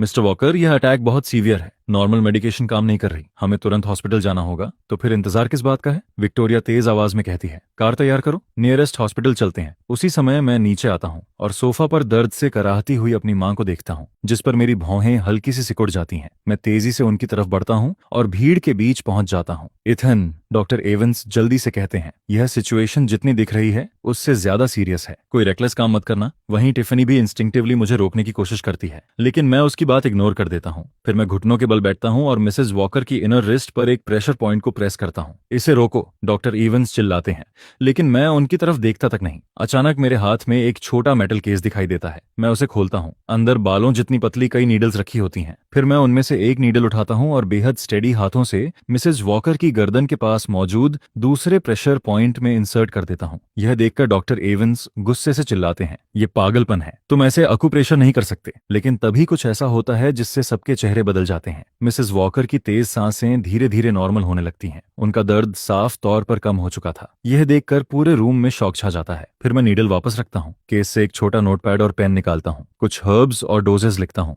और पेपर डॉक्टर एवंस की तरफ बढ़ा देता हूँ। यह हर्ब्स इसी प्रिस्क्रिप्शन के अनुसार लाओ। 3 कप पानी को उबालकर 1 कप रहने दो, अभी। मेरी आवाज में बहस की कोई जगह नहीं होती। जिस पर डॉक्टर एवंस इंस्टिंक्टिवली पेपर पकड़ लेते हैं, लेकिन जैसे ही उनकी नजर प्रिस्क्रिप्शन पर पड़ती है उनकी आंखें फैल जाती हैं। ट्रैंक्विल हार्ट डिकॉक्शन, तुम्हें ये कैसे पता? अगले ही पल वह प्रिस्क्रिप्शन को किसी सीक्रेट टेक्स्ट की तरह पकड़ लेते हैं। मैं अभी लेकर आता हूँ। फिर वह लगभग दौड़ते हुए बाहर निकल जाते हैं। जल्दी डाउनटाउन अपोथेकेरी चलो। नहीं, मैं खुद जाऊंगा। एक बार फिर पूरा लिविंग रूम अजीब सी खामोशी में डूब जाता है। सब लोग मुझे घूर रहे होते हैं। इसी बीच मिसेस वॉकर मेरा हाथ पकड़ लेती हैं। उनकी आंखों से आंसू बह रहे होते हैं। इथन, तुम्हें ऐसे सब करना आता है? जिस पर मैं सामान्य स्वर में जवाब देता हूँ, बहुत समय पहले एक ओल्ड ट्रेडिशनल हीलर से थोड़ा सीखा था। यह सुनकर टिफनी का मुंह खुला का खुला रह जाता है। उसे लगने लगता है कि थोड़ा सीखा था नाम की फ्रेज का मतलब पूरी तरह टूट चुका है। दूसरी तरफ निकोल तेजी से नोट्स टाइप कर रही होती है। उसकी आंखें चमक रही थीं। Subject has mastered a lost form of traditional healing. वहीं विक्टोरिया पहली बार पूरी क्लैरिटी के साथ रियलाइज करती है कि उसके भाई के पास ऐसी एबिलिटीज और एक्सपीरियंसेस हैं जिनकी वह लोग कल्पना भी नहीं कर सकते। मिस्टर वॉकर अपनी वाइफ के चेहरे पर लौटती हुई रंगत देखते हैं, लेकिन उनके दिल में अभी भी डर की थोड़ी सी परछाई मौजूद होती है। वह मन ही मन सोचते हैं, थैंक गॉड इथन घर पर था। मिसेस वॉकर मेरा हाथ कसकर पकड़ती हैं। इथन, मैं ठीक हो जाऊंगी ना? हाँ, मेडिसिन समय पर लेना, फिर कोई बड़ी प्रॉब्लम नहीं होगी। मैं ये बात ऐसे कहता हूँ जैसे किसी के कंधे से धूल झाड़ी हो। कुछ देर बाद डॉक्टर एवंस वापस आते हैं। मेडिसिन तैयार की जाती है और मिसेस वॉकर उसे पी लेती हैं, जिस पर उनका चेहरा धीरे धीरे हेल्दी पिंक कलर में लौटने लगता है। वह अपने दम पर बैठ भी जाती हैं। यह देखकर डॉक्टर एवंस उत्साह से भर जाते हैं। मिरेकल, यह सचमुच मिरेकल है। फिर वह मेरी तरफ देखते हुए पूछते हैं, यंग मास्टर वॉकर, यह प्रिस्क्रिप्शन और यह आक्यूपंक्चर टेक्निक आपने कहाँ सीखी? लेकिन तब तक मैं मेटल केस बंद कर चुका होता हूँ। फिर बस इतना कहता हूँ, गांव के एक बूढ़े आदमी से। इतना कहकर मैं वापस ऊपर चला जाता हूँ और पीछे वॉकर फैमिली व डॉक्टर एवंस को छोड़ देता हूँ, जिनके दिमाग अभी भी घूम रहे होते हैं। मेरी जाती हुई पीठ को देखते हुए टिफनी धीरे से कहती है, अब अगर इथन मुझसे कह दे कि वह गॉड को पर्सनली जानता है तो मैं उस पर भी विश्वास कर लूंगी। जिस पर मिस्टर वॉकर गहरी सांस लेते हैं और अल्फ्रेड से कहते हैं, आज के बाद मैडम की हेल्थ के मामले में इथन की राय सबसे ऊपर होगी। Yes sir. अब उन्हें पूरी तरह समझ आ चुका था। उनका बेटा सिर्फ एक वॉकिंग एनसाइक्लोपीडिया नहीं था, वह एक मास्टर फिजिशियन भी था। मेडिसिन पीने के बाद मिसेस वॉकर गहरी नींद में चली जाती हैं। उनका चेहरा गुलाबी दिखाई दे रहा था और सांसें पूरी तरह स्टेडी थीं। वहीं डॉक्टर एवंस प्रिस्क्रिप्शन की कॉपी हाथ में पकड़े खड़े रहते हैं, मानो वह कोई प्राइसलेस ट्रेजर हो। वह लगातार बड़बड़ा रहे होते हैं, यह सिनर्जी, यह कॉम्बिनेशन, बोल्ड होने के बावजूद इतनी प्रिसिज डोजेज, यह निश्चित रूप से एक लॉस्ट एंशिएंट फॉर्मूला है। यंग मास्टर वॉकर एक जीनियस हैं। इसके बाद मिस्टर वॉकर अपनी बेटियों को अपने अपने काम पर लौटने के लिए कहते हैं, लेकिन जब वह बाद में लिविंग रूम में आते हैं तो देखते हैं कि तीनों में से कोई भी नहीं गया। सभी सोफा पर बैठी हुई थीं और उनके चेहरों पर अलग अलग इमोशंस का मिश्रण दिखाई दे रहा था। फिर निकोल चमकती आंखों के साथ कहती है, डैड आपने देखा था ना, इथन ने बस 2-4 चीजें की और मॉम ठीक हो गई। उसने पहले ही मॉम के इंटरवेंशन से पहले और बाद के हार्ट रेट और ब्लड प्रेशर डेटा का कंपैरेटिव एनालिसिस कर लिया था, जिस पर वह उत्साहित होकर कहती है, इफेक्ट अनबिलीवेबल है। उस प्रिस्क्रिप्शन का नाम मैंने डेटाबेस में चेक किया। ट्रैंक्विल हार्ट डिकॉक्शन का नाम सिर्फ कुछ स्कैटर्ड एंशिएंट टेक्स्ट्स में मिलता है। यह सुनकर विक्टोरिया, जो सबसे काम थी, उसकी आंखों में भी शौक साफ दिखाई दे रहा था। डॉक्टर एवंस ने कहा कि अगर हम मॉम को हॉस्पिटल भी ले जाते और सबसे एडवांस्ड इक्विपमेंट और टेक्नोलॉजी का इस्तेमाल करते, तब भी शायद रिजल्ट ईथन जितना अच्छा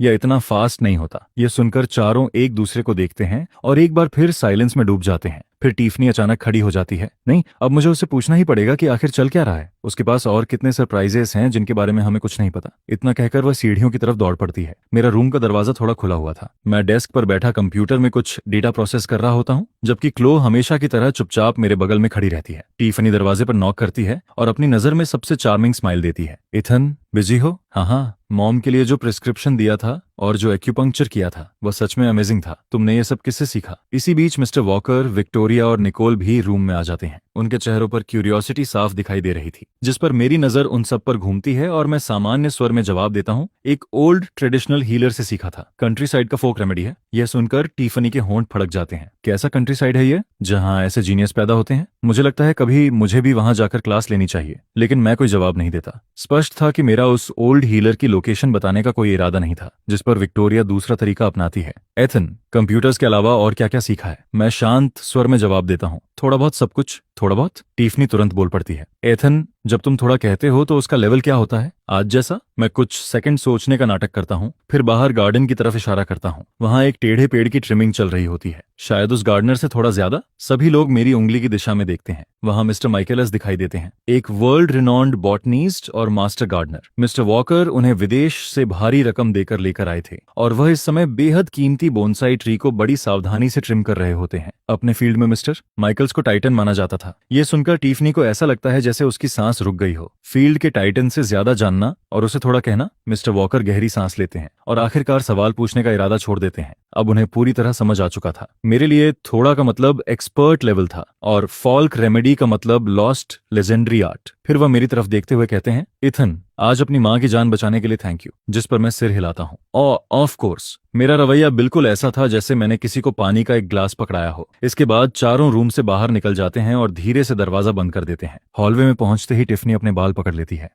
सिस्टर्स, आपने सुना? वो मिस्टर माइकेलस से ज्यादा जानता है। मिस्टर माइकेलस एक पेड़ ट्रिम करने के जितने पैसे लेते हैं उससे मैं स्पोर्ट्स कार खरीद सकती हूँ। दूसरी तरफ निकोल की आंखें खाली सी हो जाती हैं। फिर वह बड़बड़ाती है, अब मुझे शक होने लगा है कि ईथन जब कंट्री साइड कहता है तो शायद उसका मतलब अर्थ पर मौजूद कोई हिडन एडवांस्ड सिविलाइजेशन होता है। विक्टोरिया अपने टेम्पल्स दबाती है। आज के बाद ईथन जो भी कहे या करे हम सरप्राइज नहीं होंगे। जिस पर मिस्टर वॉकर गंभीरता से सिर हिलाते हैं। सही कहा, मुझे जल्दी से इस बात की आदत डालनी होगी कि मेरा बेटा फोक रेमेडीज का ऑमनिपोटेंट मास्टर है। उसी समय नीचे लिविंग रूम में डॉक्टर एवंस अभी भी प्रिस्क्रिप्शन को किसी ट्रेजर की तरह पकड़े हुए थे। जैसे ही उन्होंने मिस्टर वॉकर को देखा वह तुरंत उनकी तरफ दौड़ पड़े। मिस्टर वॉकर, यंग मास्टर कहाँ हैं? मैं उनका अप्रेंटिस बनना चाहता हूँ। नहीं, अप्रेंटिस भी नहीं। अगर मुझे बस उनके पास खड़े होकर सीखने दिया जाए तो वही काफी है। जिस पर मिस्टर वॉकर थकी हुई आवाज में कहते हैं, डॉक्टर एवंस, शांत हो जाइए। वह सिर्फ एक फोक रेमेडी था। लेकिन डॉक्टर एवंस के मन में सिर्फ एक ही बात चल रही थी, फोल्क रेमेडी? कैसा फोल्क रेमेडी जो प्रैक्टिकली किसी को मौत के मुंह से वापस ले आए? उस पल वॉकर फैमिली एक बार फिर गहराई से समझ जाती है कि उनके और मेरे बीच सोच का कितना बड़ा अंतर मौजूद है। इसके कुछ समय बाद मल्लहैंड ड्राइव के बेस पर भारी भीड़ जमा होती है। आज रात कैनियन रोड रेस होने वाली थी और इस रेस को देखने के लिए काउंटलेस स्पेक्टेटर्स आए हुए थे। पूरी वॉकर फैमिली भी वहां मौजूद थी। टिफनी एक कॉम्पिटिटर के रूप में रेस में हिस्सा ले रही थी और खासकर अपने हाल ही में लौटे भाई ईथन के सामने अपनी स्किल्स दिखाकर थोड़ा बिग सिस्टर क्रेडिट वापस पाना चाहती थी। हम सब रोड के किनारे स्पेक्टेटर एरिया में बैठे होते हैं। सामने लगा विशाल स्क्रीन रेस को रियल टाइम में ब्रॉडकास्ट कर रहा होता है। स्क्रीन पर टिफनी की कस्टम पिंक स्पोर्ट्स कार आसानी से पहचानी जा सकती थी। वह वाइंडिंग माउंटेन रोड पर शानदार कंट्रोल के साथ कार चला रही होती है। इंजन की गर्जना स्पीकर्स से गूंज रही थी और क्राउड लगातार चीयर कर रहा था। जिस पर निकोल कॉन्फिडेंस के साथ कहती है, टिफनी की स्किल्स सॉलिड हैं, वह जीत जाएगी। लेकिन मिसेस वॉकर अपने कपड़े कसकर पकड़ लेती हैं। उनके चेहरे पर चिंता साफ दिखाई दे रही थी। ये लड़की भी ना, इसे बस ऐसी डेंजरस चीजें ही पसंद है। मुझे बहुत डर लगता है। मिस्टर वॉकर बाहर से काम दिखाई देते हैं लेकिन उनकी नजरें स्क्रीन से हटती ही नहीं। वहीं विक्टोरिया बार बार अपनी मदर को कंफर्ट करती है, हालांकि उसकी अपनी नजर भी स्क्रीन पर टिकी रहती है। दूसरी तरफ मैं कॉर्नर में बैठा टैबलेट पकड़े होता हूँ। ऊपर से देखने पर ऐसा लगता था जैसे कैजुअली ब्राउजिंग कर रहा हूँ, लेकिन असल में मैं रेस का रियल टाइम डेटा मॉनिटर कर रहा था। क्लोई हमेशा की तरह मेरे बगल में खड़ी रहती है। वह कम बोलती थी लेकिन मेरी जरूरतों को हमेशा परफेक्टली समझ लेती थी। रेस आधी पूरी हो चुकी थी, तभी अचानक स्क्रीन की इमेज बुरी तरह हिल जाती है। जो पिंक स्पोर्ट्स कार लीड कर रही थी उसका सामना शार्प टर्न पर सामने से आती एक आउट ऑफ कंट्रोल ट्रक से हो जाता है। अचानक तेज हेडलाइट्स पूरी स्क्रीन को ढक लेती हैं और क्राउड से जोरदार गैसअप सुनाई देता है। क्या हो रहा है? अगले ही पल टिफनी स्टीयरिंग व्हील को जोर से मोड़ती है लेकिन स्पोर्ट्स कार गार्डरेल से टकरा जाती है। धातु के घिसने की चीख और भयंकर क्रैश की आवाज गूंजती है। फिर कार पहाड़ी ढलान से नीचे लुढ़क जाती है। यह देखकर पूरा क्राउड स्तब्ध रह जाता है। स्क्रीन तुरंत पैनिक में भरे होस्ट के चेहरे पर कट हो जाती है। टिफनी, मिसेस वॉकर की आंखों के आगे अंधेरा छा जाता है और वह लगभग बेहोश हो जाती हैं। मॉम, विक्टोरिया तुरंत उन्हें संभाल लेती है। एम्बुलेंस बुलाओ। कुछ ही सेकंड में पूरा सीन केओस में बदल जाता है। वॉकर फैमिली बुरी तरह घबरा चुकी थी। निकोल तुरंत लैपटॉप निकालती है और टिफनी का फोन लोकेट करने की कोशिश करती है, लेकिन कैनियन में सिग्नल बेहद वीक था। स्क्रीन पर सिर्फ एक धुंधला सिग्नल रेडियस दिखाई देता है। एग्जैक्ट लोकेशन का कोई पता नहीं चल रहा था। अब क्या करें? एग्जैक्ट लोकेशन नहीं मिल रही। रेस्क्यू टीम उसे कैसे ढूंढेगी? मिसेस वॉकर रोने लगती हैं। मिस्टर वॉकर का चेहरा गंभीर हो जाता है। वह बार बार रेस्क्यू लाइन पर कॉल करते हैं लेकिन कनेक्शन नहीं हो पा रहा था। तभी मैं पहली बार सिर उठाता हूँ। Latitude 34.105 north, longitude 118.358 west. यह कोऑर्डिनेट्स रेस्क्यू टीम को भेज दो। यह सुनकर विक्टोरिया चौंक जाती है। ईथन, तुम्हें इतनी एग्जैक्ट लोकेशन कैसे पता चली? मैं बिना घबराए जवाब देता हूँ। उसके फोन का आखिरी सिग्नल पकड़ा था। टेरेन और फॉल्ट ट्रेजेक्ट्री के आधार पर पोजीशन कैलकुलेट की है। यह कहते हुए भी मेरी उंगलियां टैबलेट पर चलती रहती हैं। विक्टोरिया सवाल पूछने में समय बर्बाद नहीं करती और तुरंत कोऑर्डिनेट्स रेस्क्यू टीम को भेज देती है। लेकिन थोड़ी देर बाद रेडियो से एंग्जायस आवाज सुनाई देती है। टेरेन बहुत स्टीप है, उस लोकेशन तक पहुंचने में अभी 40 मिनट और लगेंगे। यह सुनकर सबके चेहरे बदल जाते हैं। 40 मिनट? टिफनी के पास इतना समय नहीं है। मिस्टर वॉकर बेचैनी से चहलकदमी करने लगते हैं। तभी अचानक क्लो आगे आती है। सर मुझे जाने दीजिए, मेरे पास प्रोफेशनल ट्रेनिंग है, मैं कर सकती हूँ। यह सुनकर सभी हैरान रह जाते हैं क्योंकि क्लोई आमतौर पर बहुत कम बोलती थी। मैं उसकी तरफ देखता हूँ और मेरी भौहें हल्की सी सिकुड़ जाती हैं। वॉकर फैमिली में आने के बाद पहली बार मेरे चेहरे पर इतना स्पष्ट इमोशन दिखाई देता है। ये बहुत डेंजरस है। मैं जानता था कि क्लो स्किल्ड है, लेकिन रात का अंधेरा, खतरनाक ढलान और ऊंचा रिस्क सब कुछ मुश्किल बना रहे थे। मेरी आवाज में चिंता की हल्की झलक मौजूद थी, जिसे सुनकर वॉकर फैमिली भी चौंक जाती है क्योंकि मैं आमतौर पर इतना इमोशन शो नहीं करता था। लेकिन क्लो की आंखें दृढ़ बनी रहती हैं। Sir, miss Tiffany critical condition में है, हम और वेट नहीं कर सकते। कुछ पल तक मैं चुप रहता हूँ, फिर आखिरकार सिर हिलाता हूँ। ठीक है, मैं तुम्हें रियल टाइम गाइड करूंगा, सेफ रहना। इसके साथ ही मैं सबसे ऑप्टिमल रूट उसके फोन पर भेज देता हूँ। पता नहीं क्यों, लेकिन मेरी उंगलियां थोड़ी ठंडी महसूस हो रही थीं।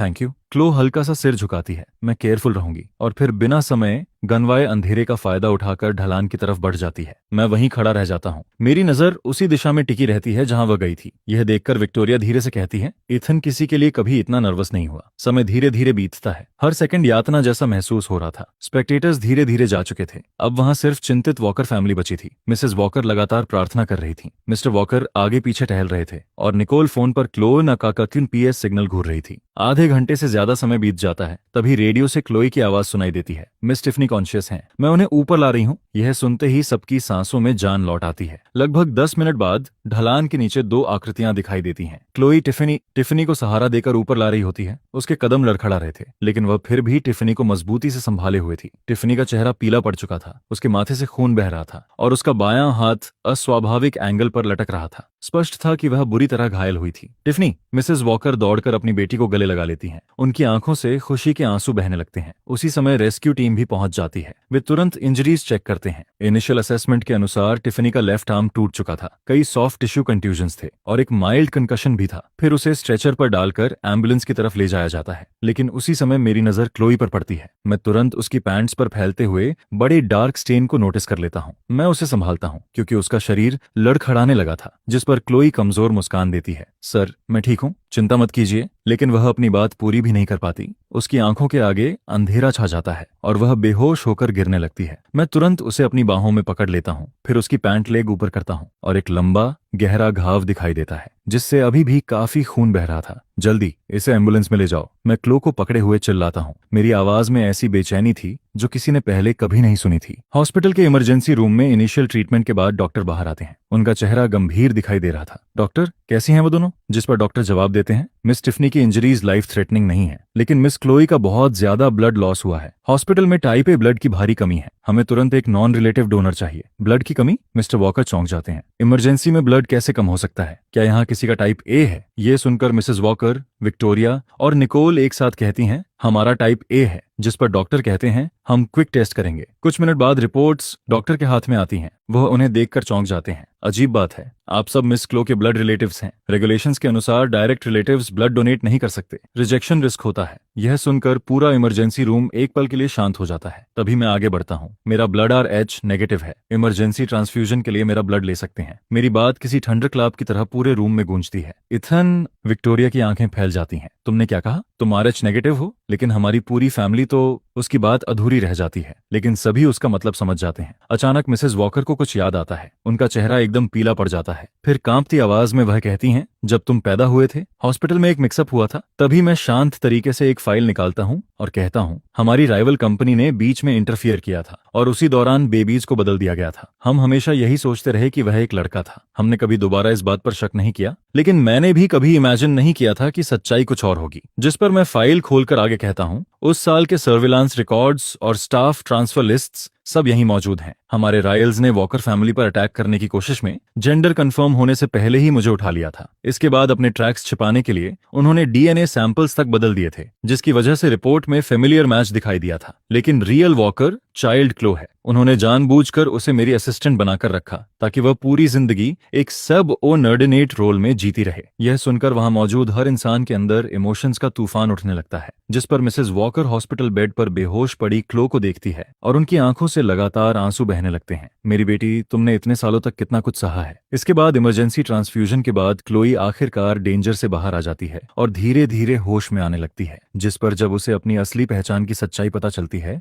तब वह अपने बेड के चारों तरफ खड़े फैमिली मेंबर्स को देखती है और उसकी आंखें इमोशंस से लाल हो जाती हैं। जिस पर स्लिंग पहने टाइफनी उसके पास झुकती है और रुक रुक कर कहती है, तो हम सच में एक ही फैमिली हैं। जिसके जवाब में क्लो हल्की सी मुस्कान देती है और धीरे से सिर हिलाती है। टिफनी, जो बीत गया वो बीत गया। इसके बाद अगले कुछ दिनों तक वॉकर जस्ट बारी बारी से क्लो और टिफनी की देखभाल करते रहते हैं। वहीं राइवल कंपनी की पूरी साजिश भी दुनिया के सामने आ जाती है। यह देखकर मिस्टर वॉकर गुस्से से भर जाता है। जो भी मेरी फैमिली को छूने की हिम्मत करेगा उसे इसकी कीमत चुकानी पड़ेगी। उनकी सारी क्रेडिट लाइंस तुरंत बंद कर दो। मैं 1 महीने के अंदर उन्हें बैंकरप्टेसी लिक्विडेशन में देखना चाहता हूँ। फिर कुछ दिनों बाद दोनों को हॉस्पिटल से डिस्चार्ज कर दिया गया, जिस पर घर लौटते समय धूप चमक रही होती है। टिफनी कार में बैठी क्लोई की तरफ देखती है और मुस्कुराकर कहती है, मैं अब कभी स्ट्रीट रेसिंग नहीं करूंगी। सच कहूं, तुम्हारा सिस्टर होना मलहॉलैंड ड्राइव की क्वीन होने से कहीं बेहतर है। इसके बाद वॉकर मैंशन वापस लौटने पर सब कुछ फिर से पहले जैसा गर्मजोशी भरा हो जाता है, लेकिन इस बार उसमें एक नई लाइवलीनेस भी जुड़ चुकी होती है। क्लोई अब ऑफिशियली वॉकर फैमिली की बेटी बन चुकी होती है। वहीं मैं अब भी वही शांत ईथन होता हूँ, लेकिन जब भी मैं अपनी फैमिली को देखता हूँ मेरी आंखों में एक नई वार्मथ दिखाई देती है, जिस पर मिसेस वॉकर अपनी दोनों बेटियों की सुरक्षित वापसी और फैमिली रियूनियन को सेलिब्रेट करने के लिए एक शानदार फीस्ट तैयार करती है। डिनर टेबल पर टाइफनी हमेशा की तरह एनर्जेटिक रहती है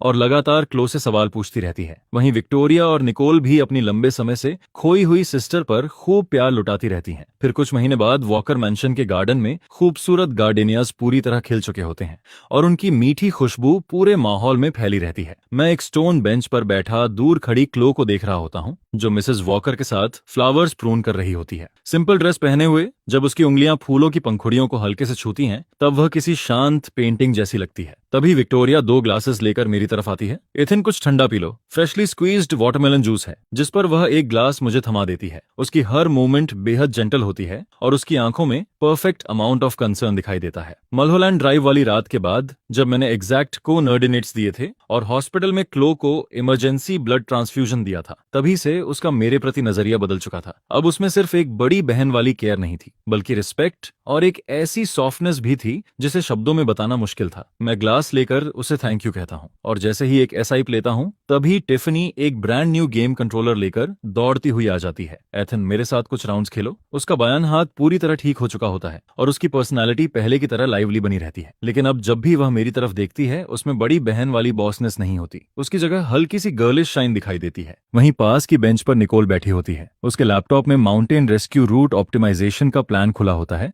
जिसे उसने अभी अभी पूरा किया था। जिस पर वह मुझे देखकर कहती है, इथन, जरा ये देखो, पिछली बार जो फॉल ट्रेजेक्टरी डेटा तुमने कैलकुलेट किया था वह काफी यूजफुल रहा। मैंने उसके आधार पर कुछ एडिशंस किए हैं, शायद इससे फ्यूचर में और लोगों की मदद हो सके। उसकी आवाज जेंटल होती है और उसकी नजरों में साफ एडमिरेशन दिखाई देता है। उसी पल मुझे समझ आ जाता है कि तीनों वॉकर सिस्टर्स मेरे लिए क्या फील करती हैं। ये फीलिंग्स मलहॉलैंड ड्राइव की लाइफ एंड डेथ रेस्क्यू से शुरू हुई थी। उस डेस्परेट सिचुएशन में हमने जो सपोर्ट एक दूसरे को दिया था वही इसकी वजह थी। इसका ब्लड टाइज या स्टेटस से कोई लेना देना नहीं था, ये सिर्फ प्योर अफेक्शन था। लेकिन मेरा दिल तो पहले से ही क्लोई का हो चुका था। उसके सेल्फलेस रेस्क्यू से लेकर हॉस्पिटल की लाइफ एंड डेथ स्ट्रगल तक उसकी ब्रेवरी और जेंटलनेस मेरी सोल में गहराई तक दर्ज हो चुकी थी। तभी क्लोई हमारी तरफ आती है और हाथ में फ्रेशली कट मैंगो लिए मुस्कुराते हुए कहती है, ईथन, इसे ट्राई करो, अभी अभी काटा है। जिस पर वह मैंगो मेरे होंठों के पास लाती है। उसकी आंखों में मौजूद टेंडरनेस बिल्कुल साफ दिखाई देती है और उसमें सिर्फ हम दोनों के बीच की अंडरस्टैंडिंग झलकती है। यह देखकर विक्टोरिया मुस्कुराती है, क्लो, अब तुम वॉकर फैमिली का ट्रेजर हो। अगर किसी ने भी तुम्हें परेशान करने की कोशिश की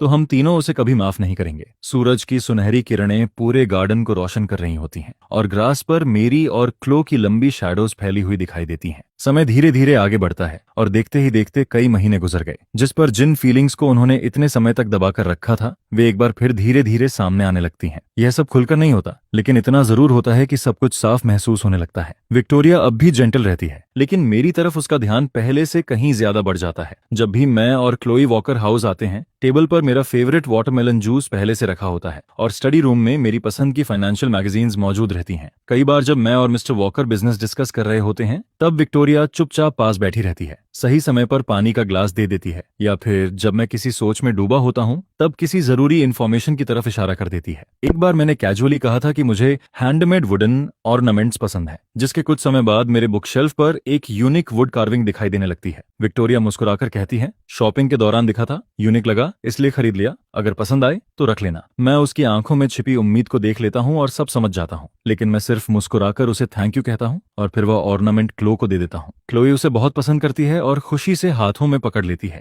जिस पर विक्टोरिया की आंखें एक पल के लिए फीकी पड़ जाती हैं, लेकिन अगले ही पल उसकी जेंटल स्माइल वापस आ जाती है। वहीं टिफनी का तरीका थोड़ा ज्यादा डायरेक्ट होता है। अब वह सिर्फ वीडियो गेम्स खेलने के लिए नहीं बुलाती, बल्कि अलग अलग बहाने बनाकर मेरे साथ अकेले समय बिताने की कोशिश करती है। कभी वह किसी नए ई स्पोर्ट्स अरीना को ट्राई करवाना चाहती है, तो कभी ड्राइविंग सीखने के लिए मुझे इंस्ट्रक्टर बना लेती है। हर बार वह खास तरीके से तैयार होकर आती है और सामान्य से कहीं ज्यादा बातें करती रहती है। एक दिन ड्राइविंग प्रैक्टिस के दौरान हम एक डेजर्ट शॉप के पास से गुजरते हैं, जिस पर वह जिद करके अंदर जाती है और खास तौर पर मेरा फेवरेट चॉकलेट आइसक्रीम खरीदती है। वह आइसक्रीम मेरी तरफ बढ़ाकर कहती है, यहाँ की आइसक्रीम बहुत अच्छी है, तुम्हें जरूर ट्राई करनी चाहिए। मैं आइसक्रीम लेता हूँ, उसके गालों की हल्की लाली देखता हूँ और अनजान बनने की कोशिश करता हूँ, फिर मुस्कुराकर ड्राइविंग टेक्निक्स पर बात शुरू कर देता हूँ ताकि उसकी आंखों में छिपे फीलिंग्स को अवॉइड कर सकूं। दूसरी तरफ निकोल हमेशा की तरह शांत और रिजर्व्ड रहती है। उसकी फीलिंग्स उसके प्रोफेशनलिज्म और अटेंशन टू डिटेल में छिपी रहती हैं। माउंटेन रेस्क्यू रूट ऑप्टिमाइजेशन के बाद से वह अक्सर वर्क डिस्कस करने के लिए मुझे कांटेक्ट करती रहती है। वह मुझे लेटेस्ट रूट डेटा भेजती है और उन सेक्शंस को हाईलाइट करती है जहां उसे मेरी कैलकुलेशंस की जरूरत होती है।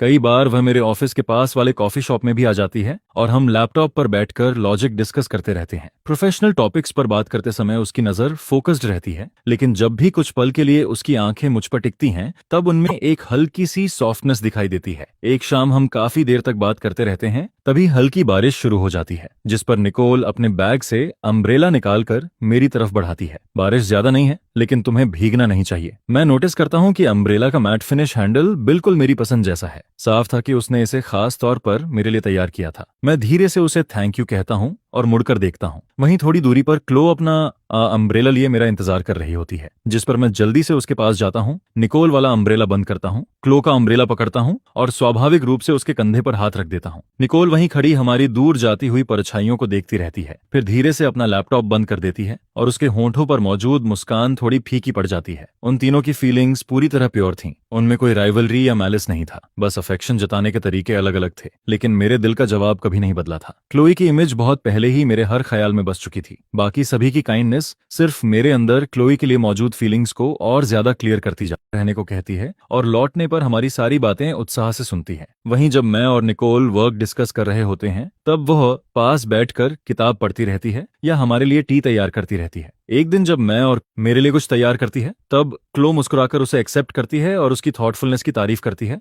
फील कर सकूं। दूसरी तरफ निकोल हमेशा की तरह शांत और रिजर्व्ड रहती है। उसकी फीलिंग्स, उसके प्रोफेशनलिज्म के सिस्टर्स का बिहेवियर हाल में तुम्हारे प्रति थोड़ा बदल गया है, जिस पर मैं उसका हाथ पकड़ता हूं और सीधे उसकी आंखों में देखता हूं। लेकिन मेरे दिल में सिर्फ तुम हो, हमेशा से सिर्फ तुम ही थी। यह सुनकर क्लोई की आंखों में एक कोमल मुस्कान चमक उठती है और वह अपना सिर मेरे कंधे पर टिका देती है। मुझे पता है, मुझे तुम पर भरोसा है। इसके बाद अगले दिन मैं पहले से क्लो के साथ प्लान बनाता हूं और उसे लेकर काउंटी क्लर्क्स ऑफिस पहुंच जाता हूं। क्लो पैसेंजर सीट पर बैठी बाहर तेजी से गुजरते सीनरी को देख रही होती है। फिर वह धीरे से पूछती है, इथन, हम यहाँ क्या करने आए हैं? जिस पर मैं उसका हाथ पकड़ता हूँ, उसकी हथेली की ठंडक फील करता हूँ और गंभीर नजरों से उसकी तरफ देखता हूँ। मैं हमारे नाम बदलना चाहता हूँ। यह सुनकर क्लोई एकदम से ठिठक जाती है। वह पलकें झपकाती है और उसकी लंबी आईलैशेस बिल्कुल बटरफ्लाई विंग्स की तरह हल्के हल्के कांपने लगती हैं। हमारे नाम बदलना? हाँ। जिस पर मैं सिर हिलाता हूँ और मेरी आवाज नरम होने के बावजूद पूरी तरह दृढ़ होती है। तुम वॉकर फैमिली की बेटी हो, इसलिए तुम्हारे नाम के साथ उनका सरनेम होना चाहिए। मैं चाहता हूँ कि तुम क्लो वॉकर बनो, इस फैमिली का हिस्सा बनो, और मैं अपना लास्ट नेम छोड़ना चाहता हूँ। मैं सिर्फ ईथन रहूंगा, सिर्फ तुम्हारा ईथन, जो पूरी जिंदगी तुम्हारी रक्षा करेगा, तुम्हें सुरक्षित रखेगा और जिसकी जिंदगी में कोई दूसरी डिस्ट्रैक्शन नहीं होगी। यह सुनते ही क्लो की आंखें लाल हो जाती हैं, उसकी आंखों में आंसू भर आते हैं, लेकिन उसके चेहरे पर एक चमकती हुई मुस्कान भी फैल जाती है, जिस पर वह तेजी से सिर हिलाती है और रुंधी हुई आवाज में कहती है, मैं आपकी बात मानूंगी ईथन, आज से मैं क्लो वॉकर हूँ और सिर्फ आपकी क्लो वॉकर हूँ। इसके बाद हमारे नाम बदलने की प्रोसेस काफी स्मूथली पूरी हो जाती है, जिस पर जैसे ही क्लो को उसकी नई आईडी मिलती है वह उसे बेहद सावधानी से अपने हाथों में पकड़ लेती है। उसकी उंगलियां बार बार उस पर लिखे नाम क्लो वॉकर को छूती रहती हैं और उसकी आंखों में खुशी साफ दिखाई देती है। ऑफिस की खिड़की से आती धूप उसके चेहरे पर पड़ रही होती है, जिससे उसकी आंख के पास मौजूद ब्यूटी मार्क और भी ज्यादा खूबसूरत लगने लगता है, जिस पर मैं उसे अपनी बाहों में खींचता हूँ और उसके माथे पर एक हल्का सा किस करता हूँ। मेरी पूरी जिंदगी सिर्फ तुम्हारी है। जब हमारे नाम बदलने की खबर वॉकर हाउस तक पहुंचती है, तब मिसेस वॉकर की खुशी का ठिकाना नहीं रहता। वह लगातार मुस्कुरा रही होती हैं और क्लो का हाथ पकड़कर प्यार से सहलाती रहती हैं। क्लो वॉकर, कितना खूबसूरत नाम है, बिल्कुल हमारी बेटी के लिए परफेक्ट। जिस पर मिस्टर वॉकर भी सिर हिलाते हैं और मेरी तरफ अप्रूवल भरी नजरों से देखते हुए कहते हैं, हाँ ईथन, तुमने बहुत सोच समझकर फैसला लिया है। अब से तुम्हें क्लो का अच्छे से ख्याल रखना होगा। डैड, आप चिंता मत कीजिए, मैं रखूंगा। लेकिन तीनों सिस्टर्स का रिएक्शन थोड़ा ज्यादा कॉम्प्लिकेटेड होता है। विक्टोरिया हमारी तरफ देखती है, उसके चेहरे पर अब भी जेंटल स्माइल होती है, लेकिन उसकी आंखों में एक पल के लिए डिसअपॉइंटमेंट की झलक दिखाई देती है, जिस पर वह पानी का ग्लास उठाती है, एक सिप लेती है और धीरे से कहती है, क्लोई। ईथन, कंग्रेचुलेशंस, नाम बदलना अच्छी बात है, बस अब मुझे तुम्हें क्लोई वॉकर कहने की आदत डालनी पड़ेगी। यह कहते हुए वह मेरी तरफ एक नजर डालती है, लेकिन उसकी आंखों में छिपा सैडनेस पूरी तरह छिप नहीं पाता। वहीं निकोल भी धीरे से कहती है, इसका मतलब बहुत खूबसूरत है, मैं तुम दोनों के लिए शुभकामनाएं देती हूँ। लेकिन उसकी गोद में रखा हाथ धीरे धीरे मुट्ठी में बदल जाता है। मैं समझ जाता हूँ कि उन्होंने अभी पूरी तरह अपने फीलिंग्स को नहीं छोड़ा है और मुझे एक साफ फैसला लेना होगा ताकि मैं क्लोई के ट्रस्ट का सम्मान कर सकूं और तीनों सिस्टर्स को भी अपनी जिंदगी में आगे बढ़ने का मौका दे सकूं। फिर उस वीकेंड वॉकर फैमिली एक डिनर पार्टी रखती है। गार्डन रंग बिरंगी लाइट से सजाया जाता है और गार्डिनिया की शाखाओं पर लाल लैंटर्न्स टंगे होते हैं, जो पूरे यार्ड को गर्म रोशनी से भर रहे होते हैं। जिस पर मिस्टर वॉकर अपना ग्लास उठाते हैं और मुस्कुराकर कहते हैं, आज मैंने सबको दो वजहों से बुलाया है। पहली, क्लो और ईथन के नाम बदलने की खुशी मनाने के लिए, और दूसरी, पूरी फैमिली के साथ एक अच्छा समय बिताने के लिए। यह सुनकर सभी अपने ग्लासेस उठाते हैं। क्रिस्टल ग्लासेस की टकराने की आवाज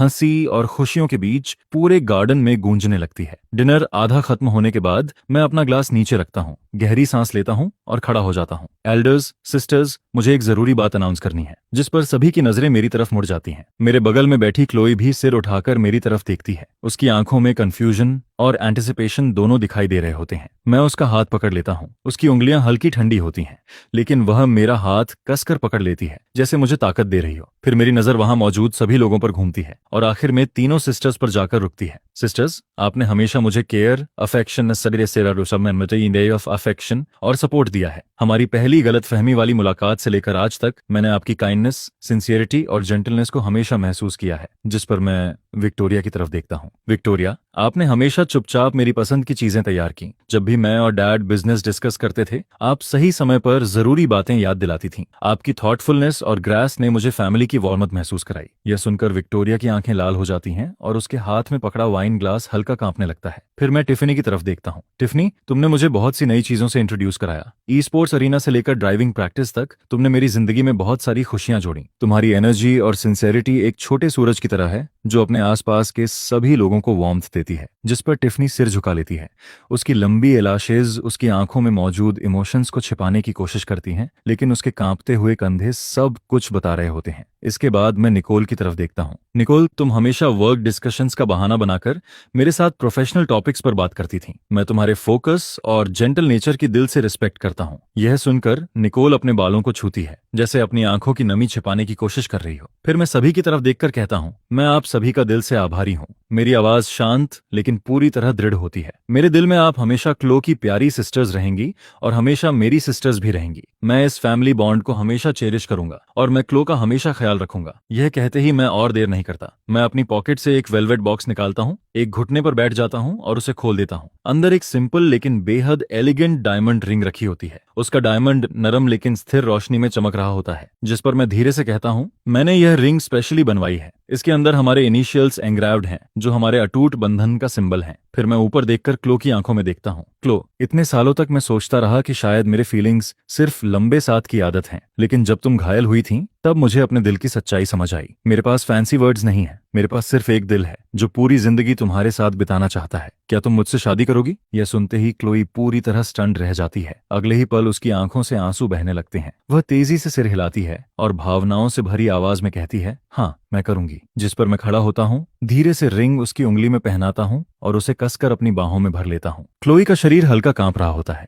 वह मेरी कमर को ऐसे पकड़ती है जैसे खुद को हमेशा के लिए मुझ में समेट लेना चाहती हो। यह देखकर मिसेज वॉकर की आंखें भी भर जाती हैं। वह मिस्टर वॉकर का हाथ पकड़ लेती हैं और बार बार कहती हैं, यह बहुत अच्छा है, सच में बहुत अच्छा है। जिस पर मिस्टर वॉकर भी राहत भरी मुस्कान के साथ अपनी आंखों के कोने पहुंचते हैं। हाँ, बच्चों की सारी मुश्किलें आखिरकार खत्म हो गईं। अब से हमारी फैमिली सच में पूरी हो गई है। इसके बाद विक्टोरिया हमारे पास आती है और मेरे कंधे पर हाथ रखती है। उसके चेहरे पर इस बार सच्ची राहत दिखाई दे रही होती है। मैं तुम दोनों के लिए खुश हूँ। थैंक यू विक्टोरिया, मैं क्लो का हमेशा ख्याल रखूंगा। फिर टिफनी भी आगे आती है। उसकी आंखें थोड़ी लाल होती हैं, लेकिन उसकी मुस्कान पूरी तरह सच्ची होती है। एथन, मेरी सिस्टर को हमेशा खुश रखना। यह कहते हुए वह प्यार से क्लोई के गाल को पिंच करती है, जिस पर दोनों सिस्टर्स एक दूसरे को देखती हैं और मुस्कुरा देती हैं। उनके बीच की सारी दूरियां जैसे उसी पल खत्म हो जाती हैं। चिंता मत करो टिफनी। वहीं निकोल अपने ग्लासेस ठीक करती है और धीरे से कहती है, एथन, मैं तुम्हें दोनों को खुशियां देती हूँ। अब से भी हम एक ही फैमिली रहेंगे। उसकी आवाज अब भी जेंटल होती है, लेकिन उसमें सुकून और सिंसियरिटी साफ महसूस होती है। मैं और क्लो एक दूसरे की तरफ देखते हैं। हमारी आंखों में ग्रेटिट्यूड और हैप्पीनेस दोनों भरे होते हैं। उसी पल मुझे एहसास हो जाता है कि तीनों सिस्टर्स ने सच में अपने दिल के फीलिंग्स छोड़ दिए हैं और उनका ब्लेसिंग अब पूरी तरह प्योर और प्रेशियस है।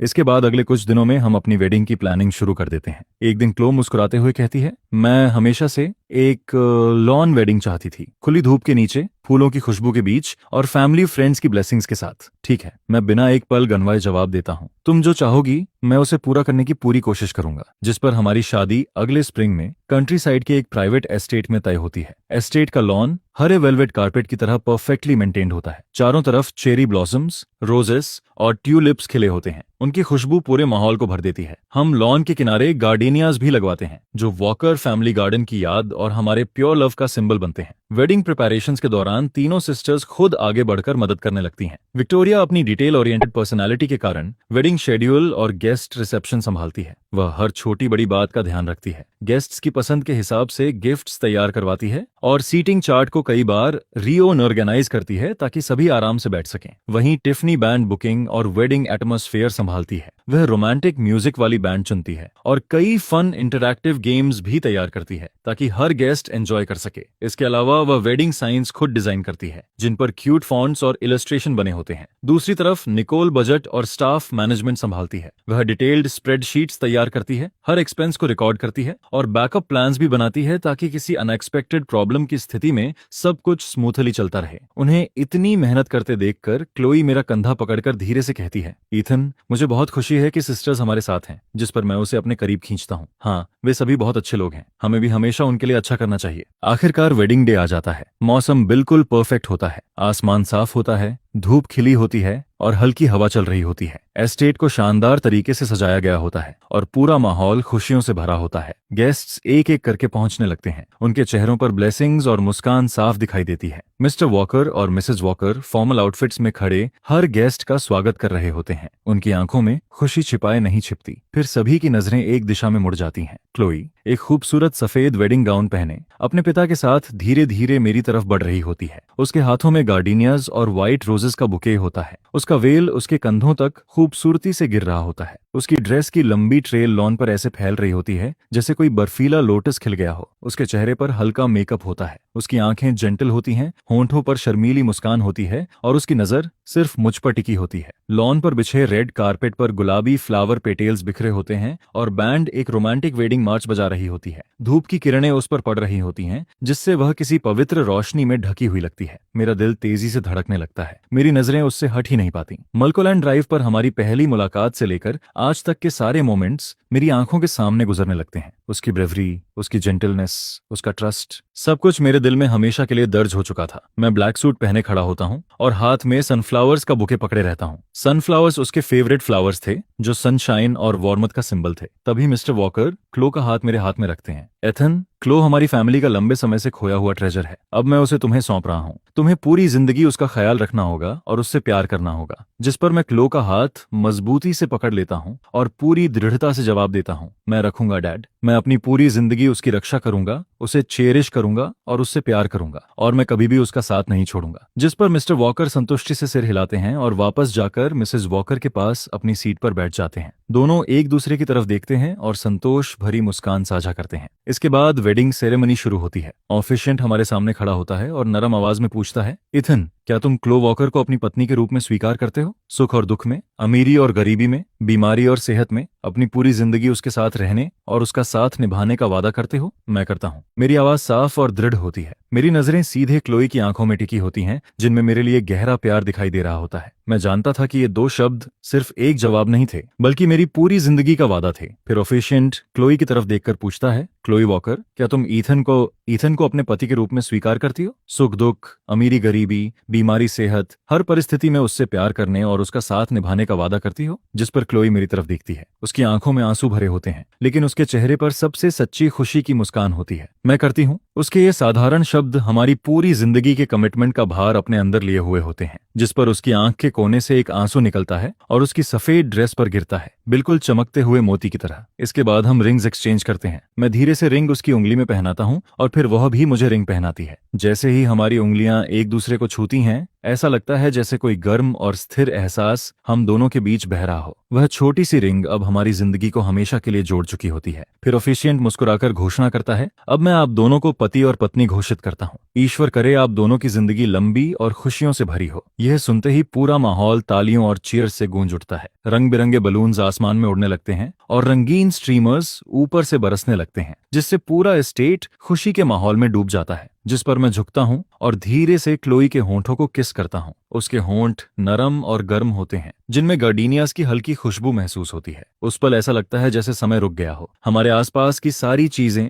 धुंधली पड़ जाती हैं और सिर्फ हमारी धड़कनों और सांसों की आवाज बाकी रह जाती है। इसके बाद शादी के दूसरे साल में एक दिन क्लो मेरे पास आती है। उसके हाथ में प्रेगनेंसी टेस्ट रिपोर्ट होती है। वह उसे मेरी तरफ बढ़ाती है और उसकी उंगलियां हल्के से कांप रही होती हैं। उसकी आंखों में खुशी के आंसू चमक रहे होते हैं। इथन, देखो, हमारा बेबी आने वाला है। जिस पर मैं रिपोर्ट लेता हूँ, एक पल के मेरा दिमाग पूरी तरह खाली हो जाता है और अगले ही पल एक ऐसी खुशी मेरे अंदर भर जाती है जिसे शब्दों में बताना मुश्किल था। मैं तुरंत उसे अपनी बाहों में भर लेता हूँ। सच में क्लोई, हम पेरेंट्स बनने वाले हैं? वह मेरे सीने से लगकर सिर हिलाती है। उसके चेहरे पर मुस्कान होती है, लेकिन आंखों से लगातार आंसू बह रहे होते हैं। डॉक्टर ने कहा है कि 5 हफ्ते हो चुके हैं। यह खबर हमारी जिंदगी में ऐसे फैलती है जैसे किसी शांत झील में पत्थर गिर गया हो और उसकी लहरें हर तरफ फैल रही हों। जिस पर उसी दिन मिसेस वॉकर ढेर सारे न्यूट्रिशनल सप्लीमेंट्स लेकर हमारे घर पहुंच जाती हैं। घर में घुसते ही वह क्लोई का हाथ पकड़ लेती हैं और उसकी तरफ देखती रहती हैं। उनकी आंखें लाल हो जाती हैं और वह क्लोई के चेहरे से उसके पेट तक देखती हैं, जैसे उन्हें कोई अनमोल खजाना मिल गया हो। मेरी प्यारी बेटी, यह तो बहुत अच्छी खबर है। अब से तुम्हें अपना पूरा ख्याल रखना होगा, ज्यादा थकना नहीं है। जो भी खाना या पीना हो, मॉम खुद बना कर देगी। इसके बाद मिस्टर वॉकर भी पीछे पीछे अंदर आते हैं। उनके हाथ में एक खूबसूरत वुडन बॉक्स होता है, जिसमें खास तौर पर मंगाया गया वाइल्ड जिनसिंग रखा होता है। उनकी आवाज हमेशा की तरह शांत होती है, लेकिन चेहरे की मुस्कान छिप नहीं पाती। क्लोई, अपनी ताकत बढ़ाओ। अगर किसी भी चीज की जरूरत हो तो अपने फादर को बताना। फिर अगले ही दिन विक्टोरिया अपनी एनुअल लीव ले लेती है और सीधे हमारे घर आ जाती है। वह प्रेगनेंसी बुक्स का पूरा ढेर लेकर आती है और रोज क्लोई के लिए अलग अलग न्यूट्रिशियस मील्स बनाने लगती है। आज से मैं तुम्हारी full time head of logistics हूँ। जिस पर वह अपनी खूबसूरत हैंडराइटिंग में लिखी हुई प्रेगनेंसी डाइट गाइड निकालती है। देखो, फर्स्ट ट्राइमेस्टर में स्पाइसी फूड अवॉइड करना चाहिए। मैंने तुम्हारे लिए यम और मिलेट पॉरेज बनाई है। इससे मॉर्निंग सिकनेस में आराम मिलेगा। इसकी खुशबू तो बहुत अच्छी है। हाँ, आराम से पीना, खुद को जला मत लेना। क्लोई गर्म पॉरेज का बोल अपने हाथों में पकड़ती है और उसका दिल गर्म जोशी से भर जाता है। विक्टोरिया, तुम्हें मेरे लिए छुट्टी लेने की जरूरत नहीं थी। जिस पर विक्टोरिया हाथ हिलाकर मुस्कुराती है। पगली लड़की, अभी तुम और बेबी सबसे ज्यादा इंपॉर्टेंट हो। वहीं टीफनी पूरी तरह एंटरटेनमेंट डायरेक्टर बन जाती है। वीकेंड की सुबह वह ढेर सारी सी डीज और पिक्चर बुक्स लेकर हमारे घर पहुंचती है। क्लोई, मैंने बहुत सारी सूदिंग प्रीनेटल म्यूजिक ढूंढी है और ये देखो, बेबीज वंडरफुल वर्ल्ड। इसकी पिक्चर्स कितनी क्यूट हैं। चलो बेबी को स्टोरीज सुनाते हैं। जिस पर वह सोफा पर बैठकर पूरे एक्सप्रेशन के साथ स्टोरीज पढ़ने लगती है। कभी जानवरों की आवाजें निकालती है तो कभी मजेदार एक्टिंग करती है, जिसे देखकर क्लोई जोर जोर से हंसने लगती है। हाँ, टिफनी, तुम्हारी इंप्रेशंस तो कमाल की हैं। बेबी जरूर तुम्हारी खुशी महसूस कर रहा होगा। यह सुनकर टिफनी गर्व से थोड़ी ऊपर उठाती है। ऑफ कोर्स, क्या तुम भूल गई कि मैं कॉलेज ड्रामा क्लब में थी? फिर वह हंसते हुए कहती है, बेबी की अर्ली एजुकेशन पूरी तरह मेरी जिम्मेदारी है। दूसरी तरफ निकोल हमेशा की तरह कोऑर्डिनेटर बनी रहती है। एक दिन वह मुझे एक मोटी फाइल पकड़ाती है। Prenatal checkups, fetal movement monitoring, prenatal yoga classes, सब कुछ इसमें मार्क किया गया है। मैंने नैनीज के रिज्यूमेज और पोस्टपार्टम केयर सेंटर्स की कंपैरिजन लिस्ट भी जोड़ दी है। अगर कुछ बदलना हो तो देख लेना। मैं फाइल खोलता हूँ। अंदर मौजूद चार्ट्स और इन्फॉर्मेशन इतनी व्यवस्थित होती है कि देखकर मैं हैरान रह जाता हूँ। तुम सच में बहुत थरो हो। तुमने फॉर्मूला मिल्क की डिसॉल्वेशन रेट और डायपर्स की ब्रेथेबिलिटी तक लिख रखी है, जिस पर निकोल के होंठों पर हल्की मुस्कान आ जाती है। ये सब जरूरी है। बेबी की सेफ्टी सबसे इंपॉर्टेंट है। ऐसी चीजें पहले से सोचनी पड़ती हैं। क्लोई का फर्स्ट ट्रिमेस्टर ज्यादा मुश्किल नहीं होता, लेकिन उसे अक्सर थकान और नींद महसूस होती रहती है, जिस पर मैं अपना ज्यादातर नॉन एसेंशियल वर्क कम कर देता हूँ और रोज समय पर घर लौट आता हूँ ताकि उसके साथ रह सकूं। हर रात मैं धीरे से अपना सिर उसके पेट पर रखता हूँ, अंदर पल रही छोटी सी जिंदगी की हल्की हरकतों को सुनने की कोशिश करता हूँ और इमेजिन करता हूँ कि हमारा बेबी धीरे धीरे बड़ा हो रहा है। क्लो मुस्कुराते हुए मेरे बालों को सहलाती है। उसकी आंखें सपनों से भरी होती हैं। एथन, तुम्हें क्या लगता है, बेबी ज्यादा तुम्हारी तरह होगा या मेरी तरह? मैं उसका हाथ पकड़ता हूँ और उसकी हथेली से अपना चेहरा सटा देता हूँ। मैं चाहता हूँ कि बेबी बिल्कुल तुम्हारी तरह हो, जेंटल और काइंड। और अगर उसकी आंखें तुम्हारी जैसी हुई तो वह बहुत खूबसूरत होगा। जिस पर वह मुस्कुराती है, चांदनी उसके चेहरे पर पड़ रही होती है और उसे पहले से भी ज्यादा खूबसूरत बना रही होती है। और मैं चाहती हूँ कि बेबी तुम्हारी तरह हो, ब्रेव और रिस्पॉन्सिबल, ताकि फ्यूचर में वह खुद की रक्षा कर सके। समय धीरे धीरे आगे बढ़ता है। क्लोई का पेट बड़ा होने लगता है और उसके लिए चलना फिरना पहले से मुश्किल हो जाता है। रात में अक्सर उसे पीठ में दर्द रहता है और उसे नींद नहीं आती, जिस पर मैं पूरी रात उसके साथ जागता हूँ, उसकी पीठ की मसाज करता हूँ और उसे आरामदायक पोजीशन ढूंढने में मदद करता हूँ। एक रात वह धीरे से कहती है, इथन, तुम्हें मेरे साथ जागने की जरूरत नहीं है, कल तुम्हें काम पर भी जाना है। लेकिन मैं सिर हिलाता हूँ और उसकी पीठ की मसाज करता रहता हूँ। कोई बात नहीं, जब तुम अनकंफर्टेबल हो तो मैं कैसे सो सकता हूँ? और वैसे भी तुम्हारे और बेबी के साथ रहना मुझे खुशी देता है। कभी कभी उसे अचानक क्रेविंग्स होने लगती हैं। एक बार उसे देर रात पुराने ऑल नाइट डिनर के वॉन्टन्स खाने का मन करता है, जिस पर मैं तुरंत कोट पहनकर बाहर निकल जाता हूँ और उसके लिए गर्मा गर्म वॉन्टन्स लेकर लौटता हूँ। जब मैं उसे संतुष्टि के साथ खाते हुए देखता हूँ, तब वह एहसास खुद खाने से भी ज्यादा मीठा लगता है। कैसा है? अगर कम हो तो मैं और लेकर आ सकता हूँ। जिस पर क्लोई सिर हिलाती है। उसकी आंखों में मेरे लिए पूरा भरोसा और डिपेंडेंस दिखाई देता है। बहुत स्वादिष्ट है। तुम्हारे लाए हुए वॉन्टन्स हमेशा सबसे अच्छे लगते हैं। मैं जानता था कि आगे का रास्ता लंबा है। हो सकता है आने वाले समय में मुश्किलें और तूफान भी आएं, लेकिन जब तक मेरे पास क्लो, हमारा बेबी और यह प्यार से भरी फैमिली है, तब तक मेरे अंदर हर चुनौती का सामना करने का साहस रहेगा। हमारा यह प्यार, जो इतने सालों में बुना गया था, यार्ड में खिले गार्डेनियस की तरह हमेशा महकता रहेगा। साल दर साल, दिन ब दिन, यह हमारी जिंदगी के हर पल को वार्मथ, हैप्पीनेस और प्यार से भरता रहेगा।